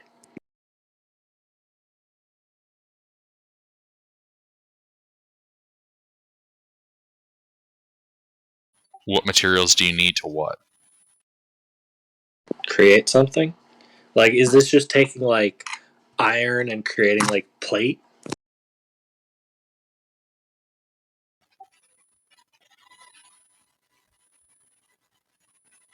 I get your question. So it, as you kind of filter through the information it's giving you, it depends on the material.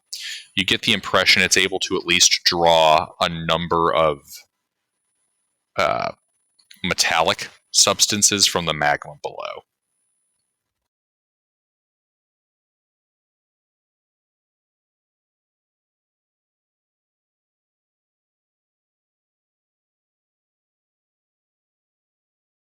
But if you needed wood, you would have to provide the wood.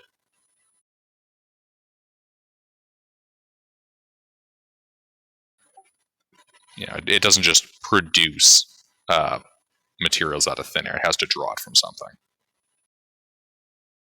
And I'll ask, like, what condition is it in? Is it like you can make one item and then it's broken, or is it like needs charging?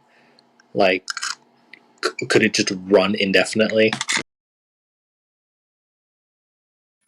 An apt question.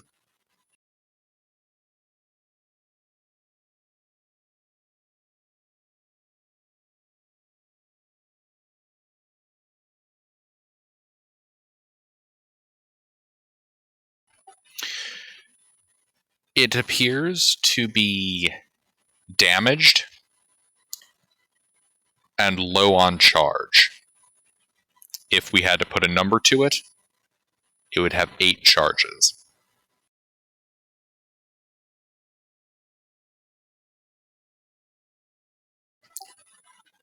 A common item is 1 charge, uncommon 2, rare 3.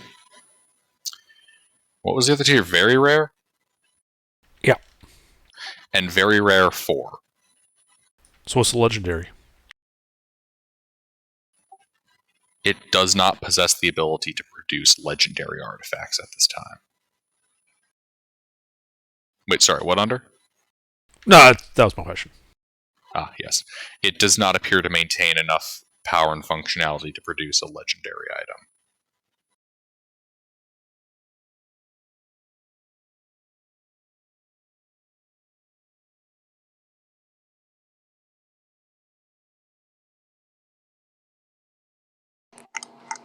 I will check in and see what it needs to be repaired or charged up.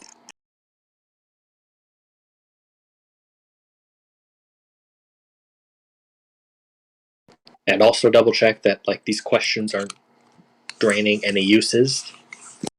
Like I hope they didn't just drop it in space. The uses does not drain energy from it. It's not in any substantial manner.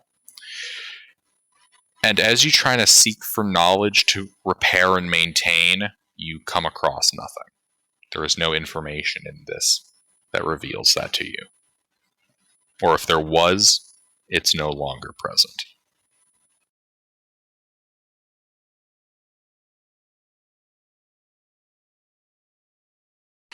Well, I'll let the party know everything.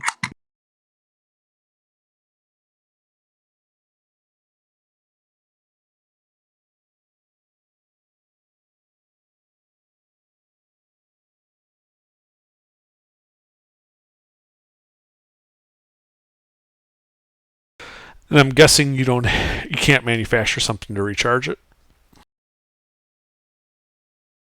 There doesn't seem to be any information on maintenance and recharging.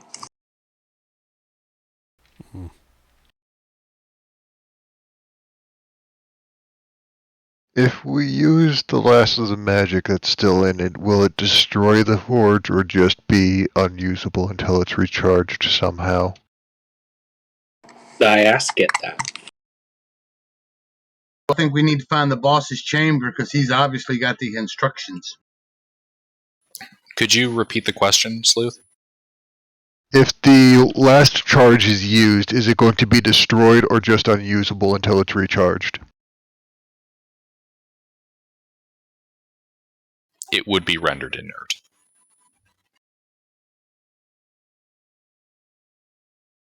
Inert as in unusable until it's recharged, or as in a mundane, no longer chargeable object? Or is that unclear? As in, it would need a recharge. Okay.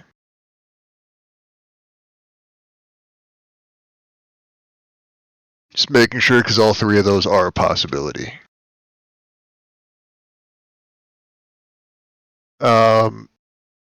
So, do we have any archers?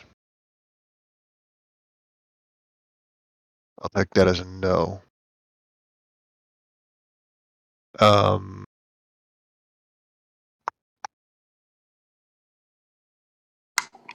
You know, just on the off chance, I'll ask if it has any knowledge on the creation of Warforged.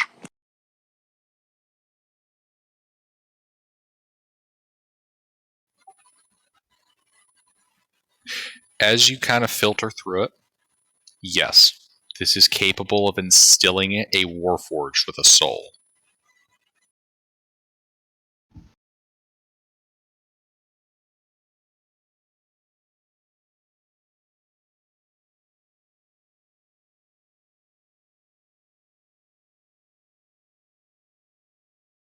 I was holding down my push to talk key, right? Yeah. yes. Okay.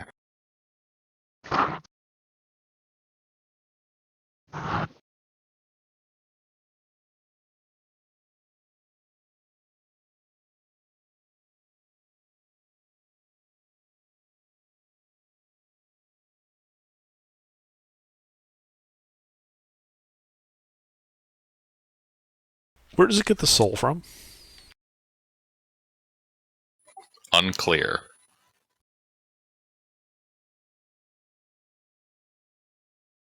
Yeah, I'd be careful about using that thing, Artie. It might suck your soul out.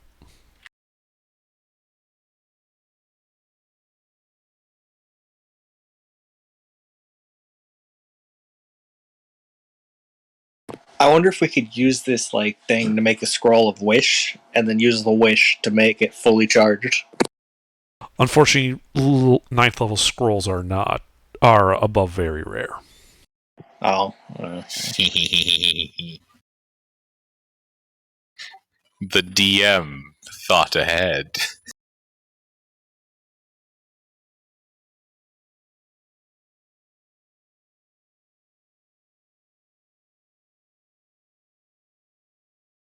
Now there is like a necklace that like lets us cast plane shift a bunch of times. That's very rare. Yeah, 8 charges, common to very rare. Each one costs 1 more than the first.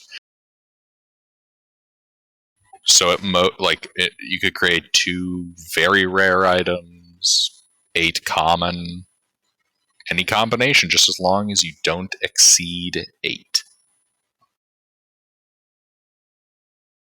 Which means there's enough charge to give each of us 1 rare item.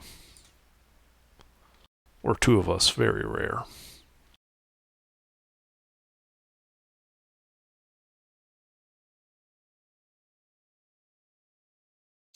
Please, by all means, find your wish list.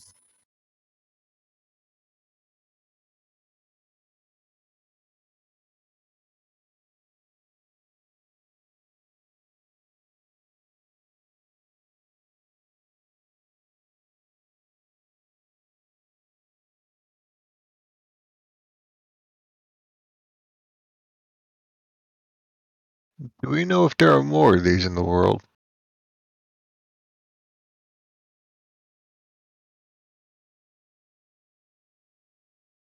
I'll ask if it has knowledge of other ones of it elsewhere.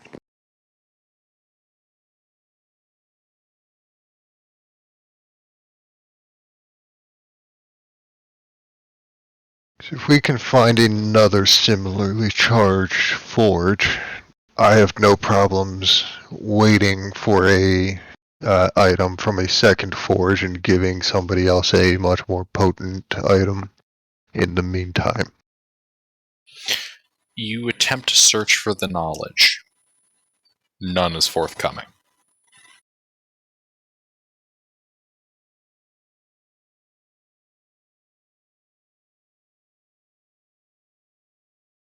I'll see if it has like any knowledge of like this basically used to be like a big city, like about this city, like any other like points of interest.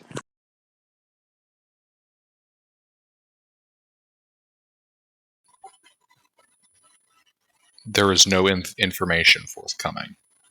I wouldn't expect it to have like local lore, but relevant information on forges and similar things probably.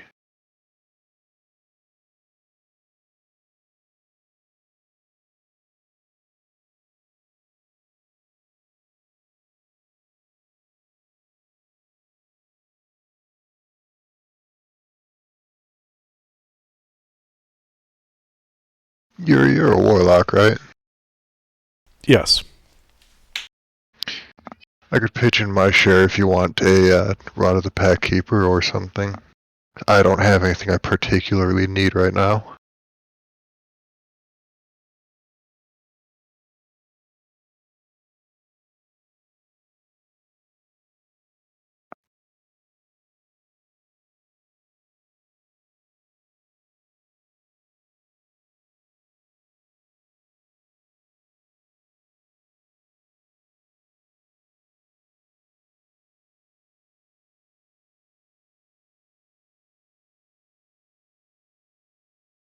Honestly, I'm wondering if we should just make 4 rings of protection, and we all just wear them. I think it's better to get a couple very powerful things, because the less powerful things are going to be a lot more common. Or at least are more likely to be common.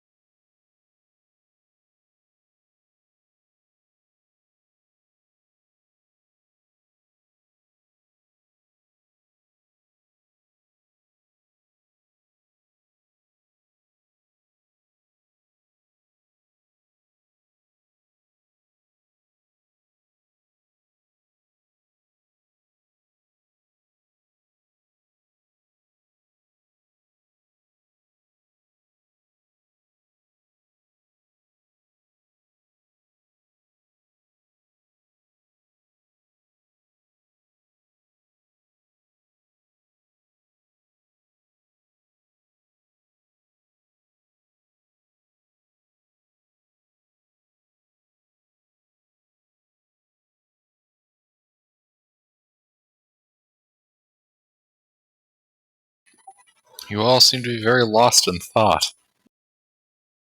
Well, there's a lot of things to consider about what we would want to use this for. Considering This is true. this, and I'm just like looking through like all of the rare items in 5e tools.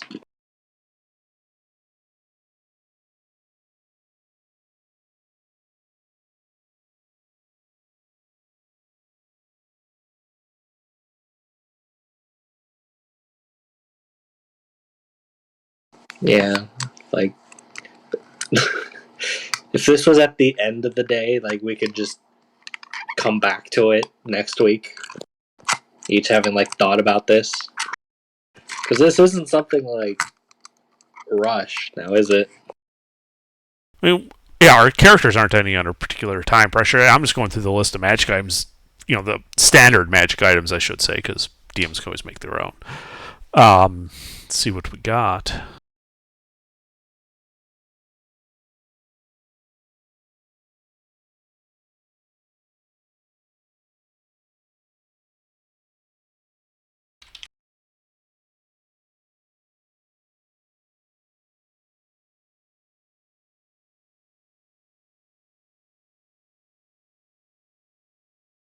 I already have a Wand of the War Mage, so the Rod of the Runekeeper would be nice. It would give a boost to the DC saving throw they have to make, but I already have something in that same vein.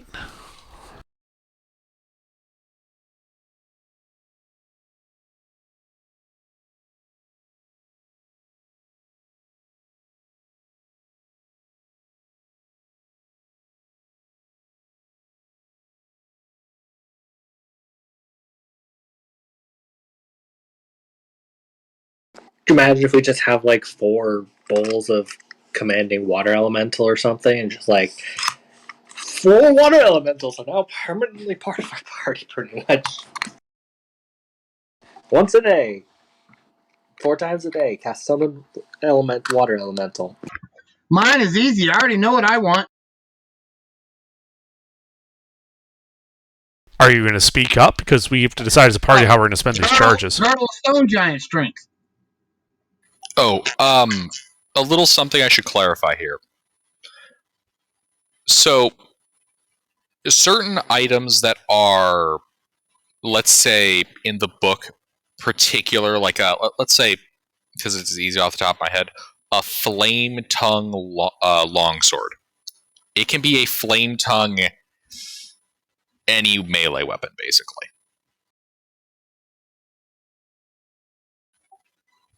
Making sense? So some of those items I'm more than willing to be flexible about, like the particular form it takes, if it doesn't technically have a, you know what I mean? Mm-hmm. Like, I don't know, if someone here is a bow user but use a crossbow instead of a longbow, and if there's a magic longbow, it can do a fucking crossbow. I'm not having a repeat of that FFAM stuff where it's like, oh man, another fucking longsword. There are like 3 magic ranged weapons. The bows of plus whatever, crossbows plus whatever, and the oath bow.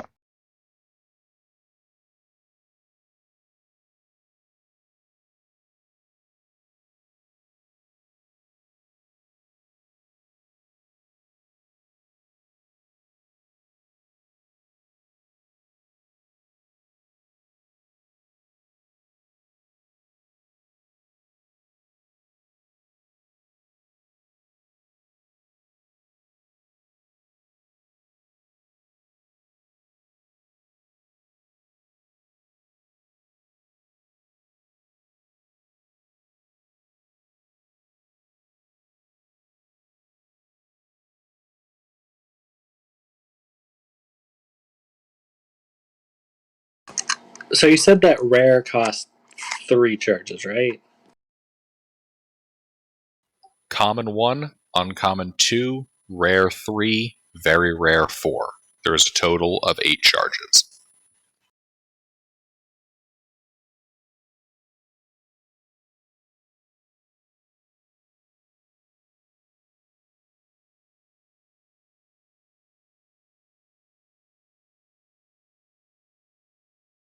Let's get a bag of devouring.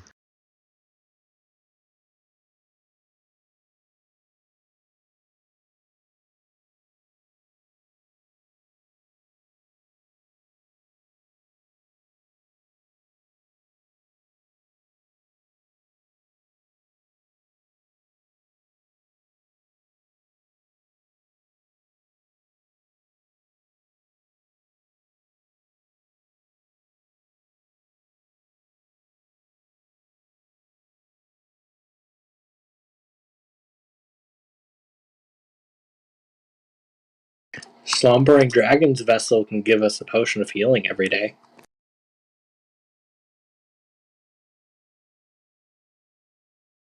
Like a generic potion of healing every day. So we're rapidly approaching the point where that is a insignificant amount of healing. Yeah, you're kind of right. Uncommons don't really seem to be that worth it, and if we're going for rare, we might as well go very rare. Yeah, so we can get.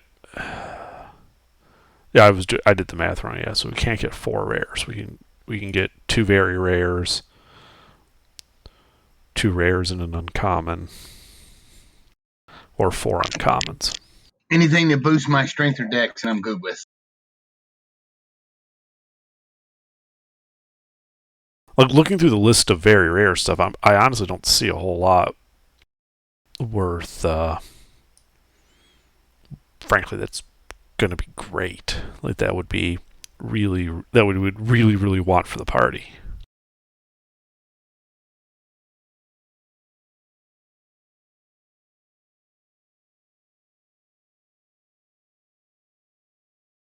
So I can use the Wand of the War Mage, but not the Rod of the Pact Keeper. So that would give you better spellcasting. They'll be giving me better spellcasting if I took your old one. Other than that, the only thing I'd really get use out of is like the moon sickle or a enchanted shield or enchanted armor.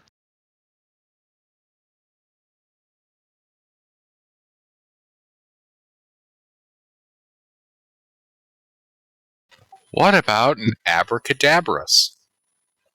A what? An abracadabras from What's it do? Icewind Dale. What does it do? It's food. It's just food. It's a very rare item that gives us food. That's all it does. It's good food. So I'd say Wand of the Pact Keeper, because it gives you a better spell slot than I would get out of the Moon Sickle if we're going for one of those two, but the Moon Sickle does give slightly better healing.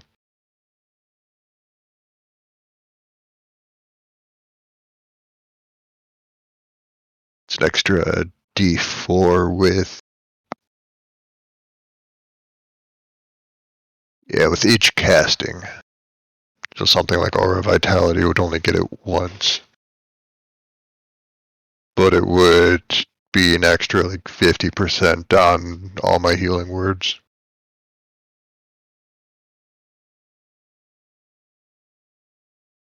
Yeah, I mean, if we want to go that way, I'm perfectly all right with that.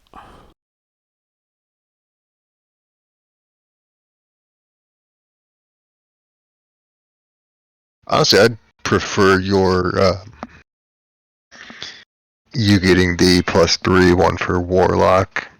Because I already have a subclass ability that does something similar. Instead of the Archer, I can take on a Chalice where every time I cast a healing spell, I can heal an extra 1d8 plus my Wisdom mod. I just don't do enough healing for it to make up for the loss in damage.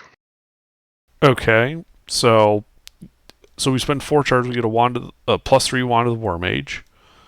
I give you the wand that I have, the wand of the War Mage that I have, Rod of the Pact Keeper, and then wand of the War Mage. We'll probably burn 3 charges on that Belt of Giant Strength for Mister's character. Right, and so that would bring us up to 7. Which would mean a common would be all we could get left then.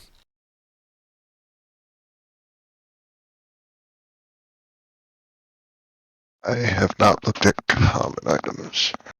Well, if we do a +2 Rod of the Pact Keeper, we could then get that, the belt, and an uncommon. I mean, Artie, what do you want? Yes. Like, because we can make plans, but we need to actually narrow it down to a set list. So, what are you looking at?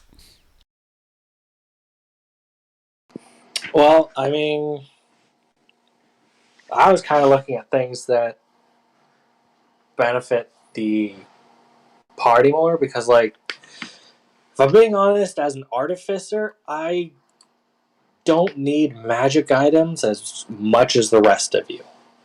Like, I certainly enjoy it, but, like, with this limited wish, we should probably, like, benefit the party the most. And I have magic fists. Like, I could use a magic wand, but most of my spells that I've been using are saving throws.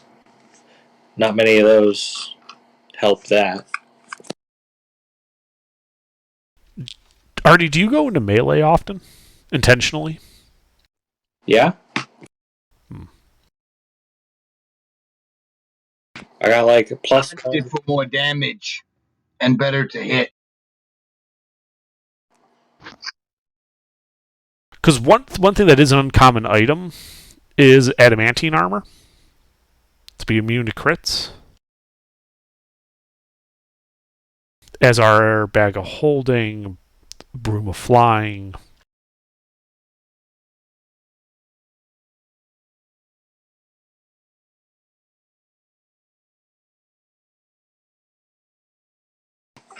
Now, question: can it be a masterwork adamantine armor for uncommon? Yeah, I'm basically scrapping that masterwork shit. It's become a pain in my ass. I'm not even sure how that would scale with the adamantine armor at this point.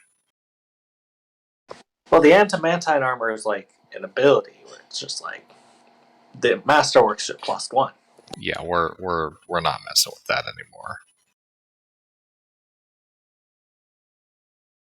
The Pearl of Power is also an uncommon item, which is essentially a free. You get an extra spell slot effectively.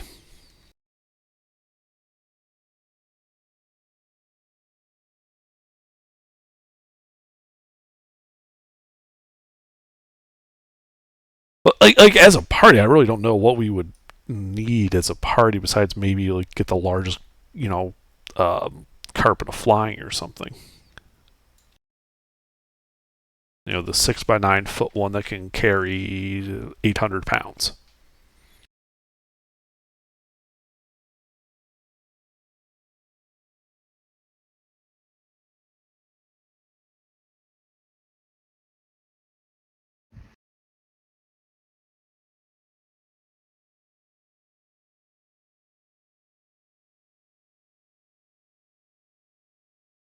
I mean, there was one, I think, rare item that lets us summon elementals.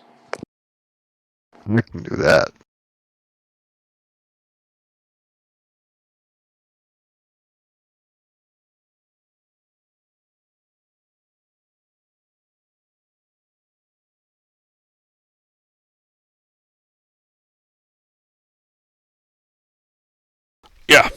Yeah, there's the bowls of elemental command and the sensor of air command and all that.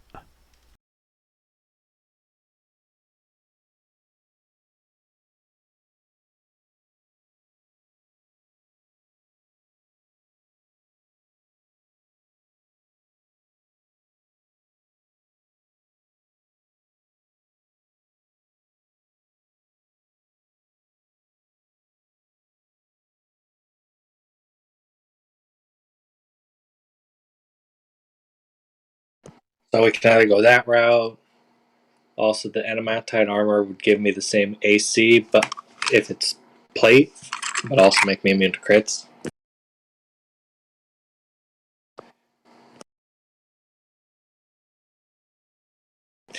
And then there's like, because we're going to be able to buy magic items later on, right? That was something that was going to be happening.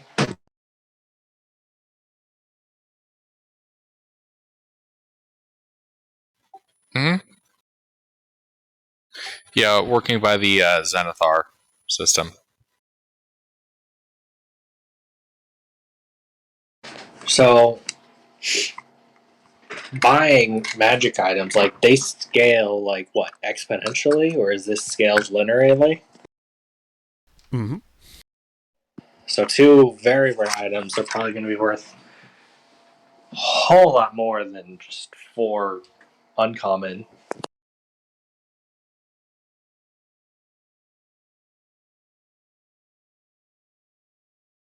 So, why you want to produce 2 very rare items and then we just sell them and then use that to buy 4 rare items? Well, no, but I'm saying we'd be able to afford uncommon or rare items a lot sooner than very rare items.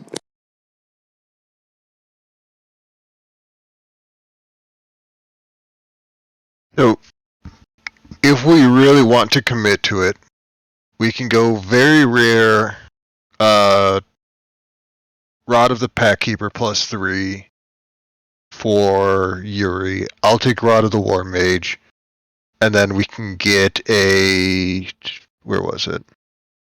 Belt of Fire Giant Strength to get Alpha's Strength up to 25 as a very rare item.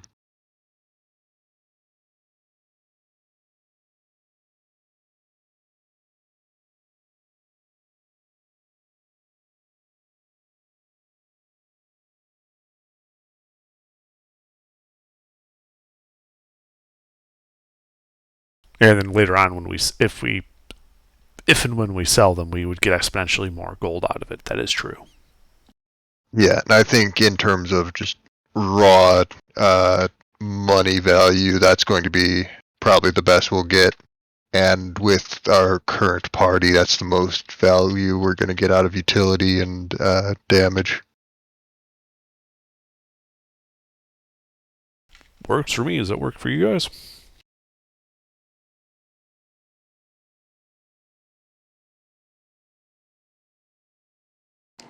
Yeah. I mean, I'll probably be able to buy an adamantine at some point. Yeah, I mean, if it's... we have lots of gold. I don't know how much getting a suit of armor coated in adamantine would cost, but offhand, but the party, we have tons of gold.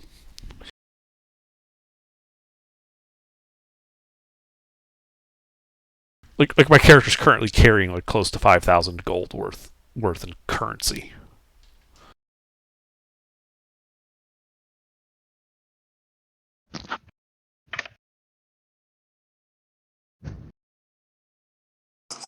Alright, so sounds like we decided. It does indeed. Before we commit to that though, can you query Artie? Is it capable of unmaking magic items to build charge? I will ask it.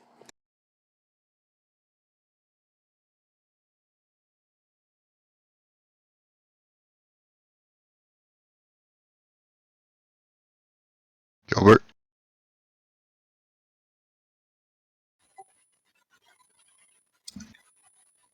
It is not.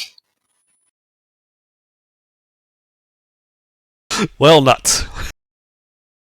Starts putting all the spell scrolls back in my bag.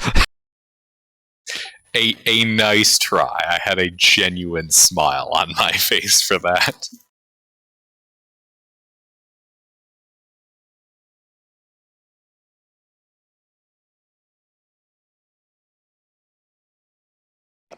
I'll query if I can still query things if it runs out of, like, charges.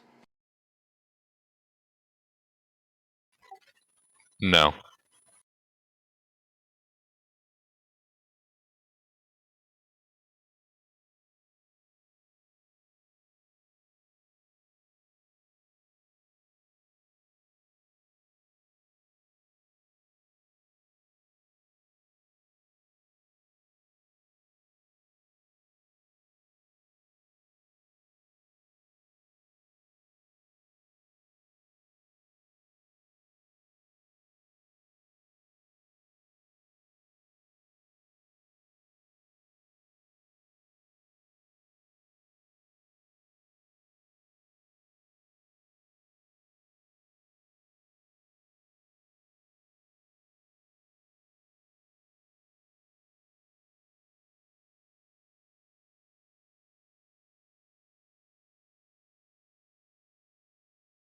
Well, Artie, was there anything else you wanted to ask it before you commit to your order?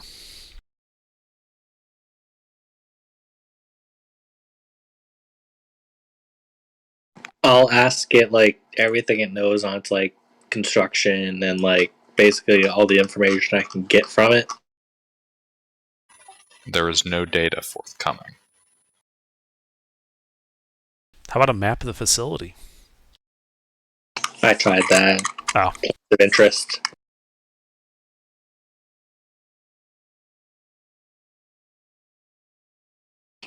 Probably only has, like, information on basically how to use it and what it can be used for. So I went to the local 3D printer and asked it for the Starbucks menu.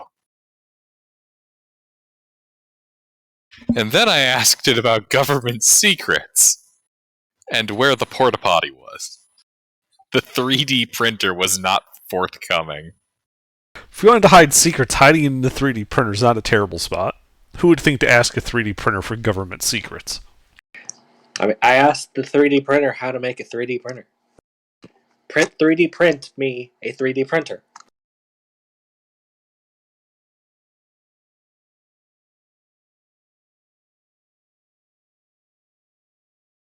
Remember, I said it can make magic items, not magic structures.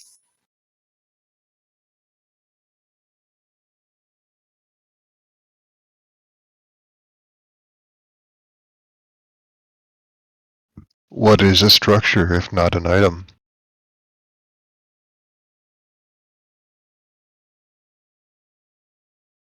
Well, I'll just make some sketches, and then I guess that's it. Unless anyone else has anything they can think of.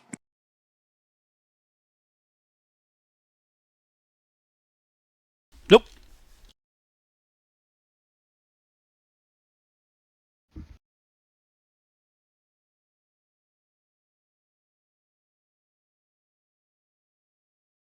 So, post me your list.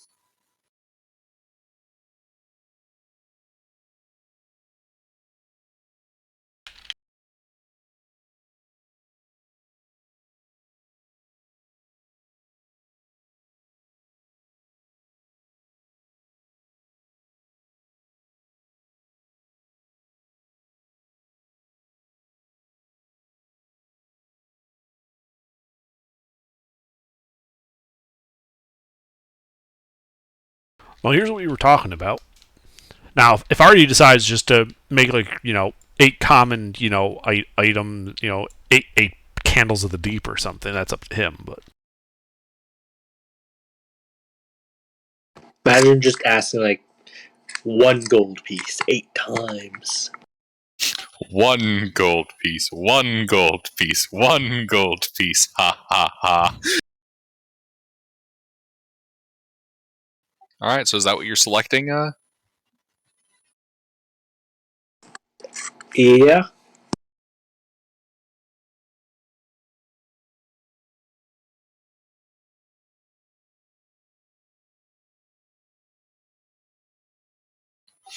Alright. You direct it to this information. And you can... You still have a Mage Sight going, right? Or Eldritch Sight? Mm-hmm. Yeah, you can see the sheer amount of arcane energy radiating from this. As the equator of this sphere splits in a gout of steam, revealing the inside. You can see this apparatus twist and turn, a sparking green ethereal form, vaguely humanoid in shape at the center. You see weaves of arcane energy pulled from it and convalesce in front of you, producing the 2 items that you have selected.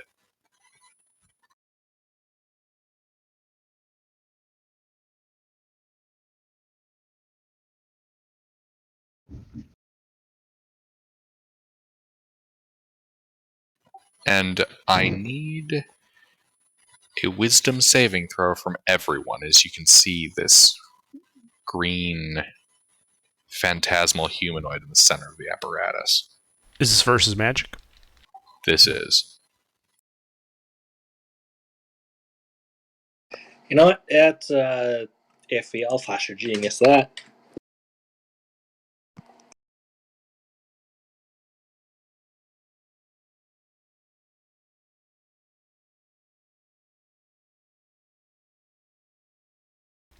Mister? Also, after we debated, Mr. Wisdom save.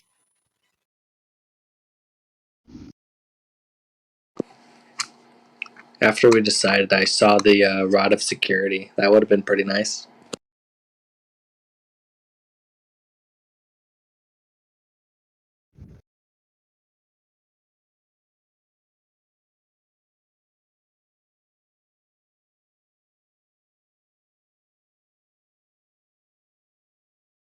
Wait, why am I having Alpha do this? Alpha's a fucking wound in the flow of magic.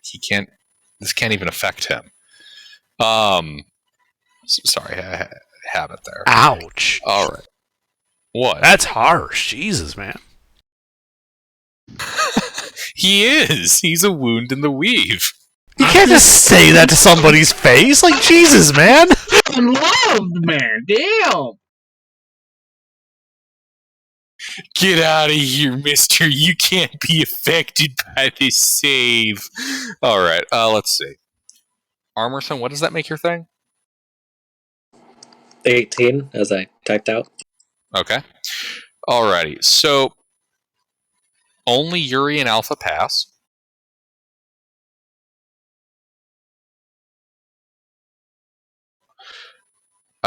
Armorson and Cousin, you each take 18 points of psychic damage as your mind is filled with a vision that processes through your brain almost faster than you can comprehend. Image after image after image ad infinitum. And then it stops. And the creation forge closes.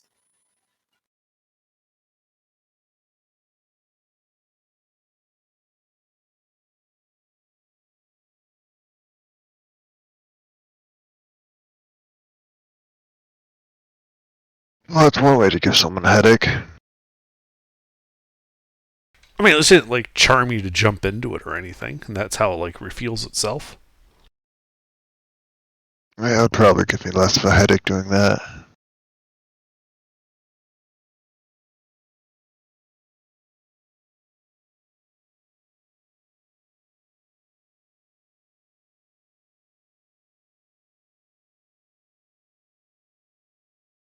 So did we get our items? I mean, I got mine. Mm-hmm. All right. So what did we get? Did I get my belt? Yeah, we produced a belt of fire giant strength and a rod of the pact keeper +3. What? So is the forge like just like off now? Like, is it just like flashing like that charger symbol that you see on cell phones when they get real low battery? It's not even flashing. With your Eldritch sight, you can see that kind of pull on the flow of magic has ceased.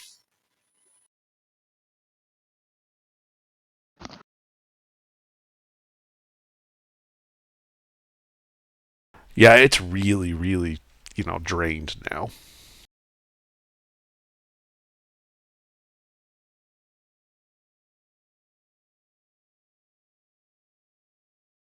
We got what we need out of it. Mm-hmm. So you guys want to wait here for an hour while we attune to our shuffled around items? Yes. Yes. Yes. Yes.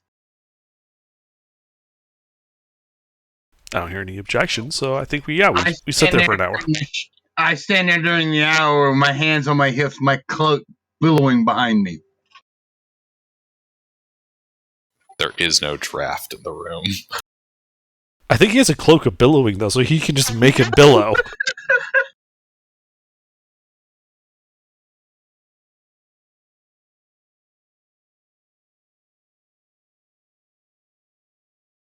Yeah, and I hand off the Wand of the War Mage +2 to Cousin. Per the plan.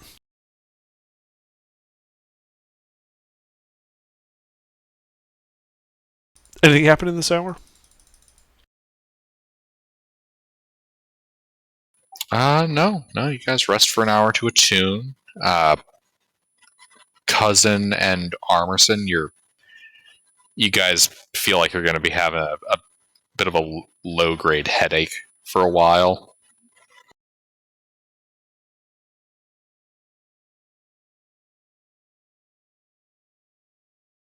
You can still kind of see flickers of imagery, but yeah, you guys are able to get your hour.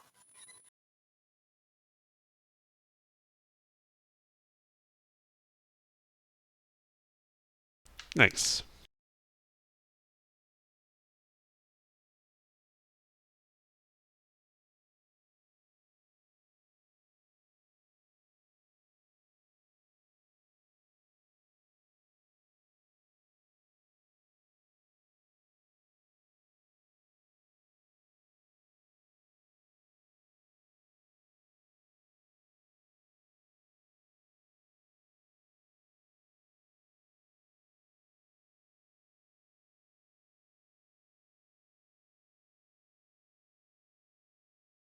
Alright, so...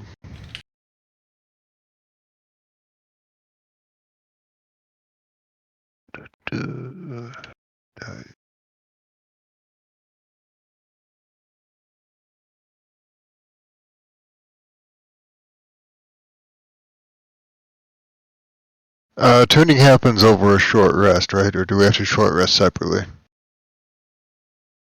It happens over a short rest. Okay. It's the activity that you do during it.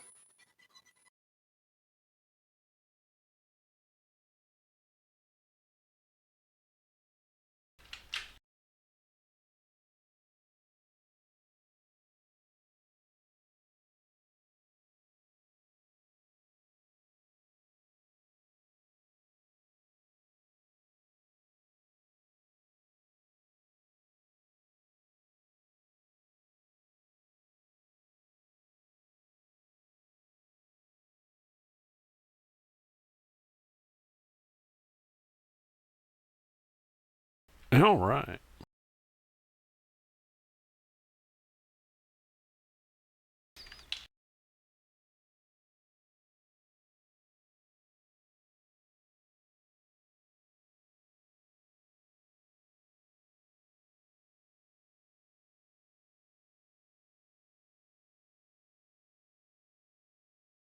And now we find out that those items are horribly cursed.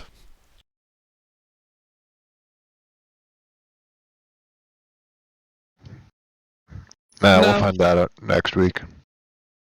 No. The only thing that's horribly cursed is Cousin and Armerson.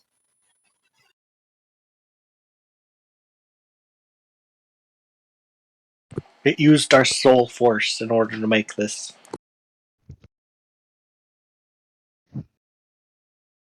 Probably. Right. That's why you saw like a rapid montage of images. It definitely wasn't projecting something. All right. But I'm thinking, unless you guys have anything you intend to do right now, I'm thinking we'll call it here. Okay. Worse from Oh, here. we should have asked the thing for a level up.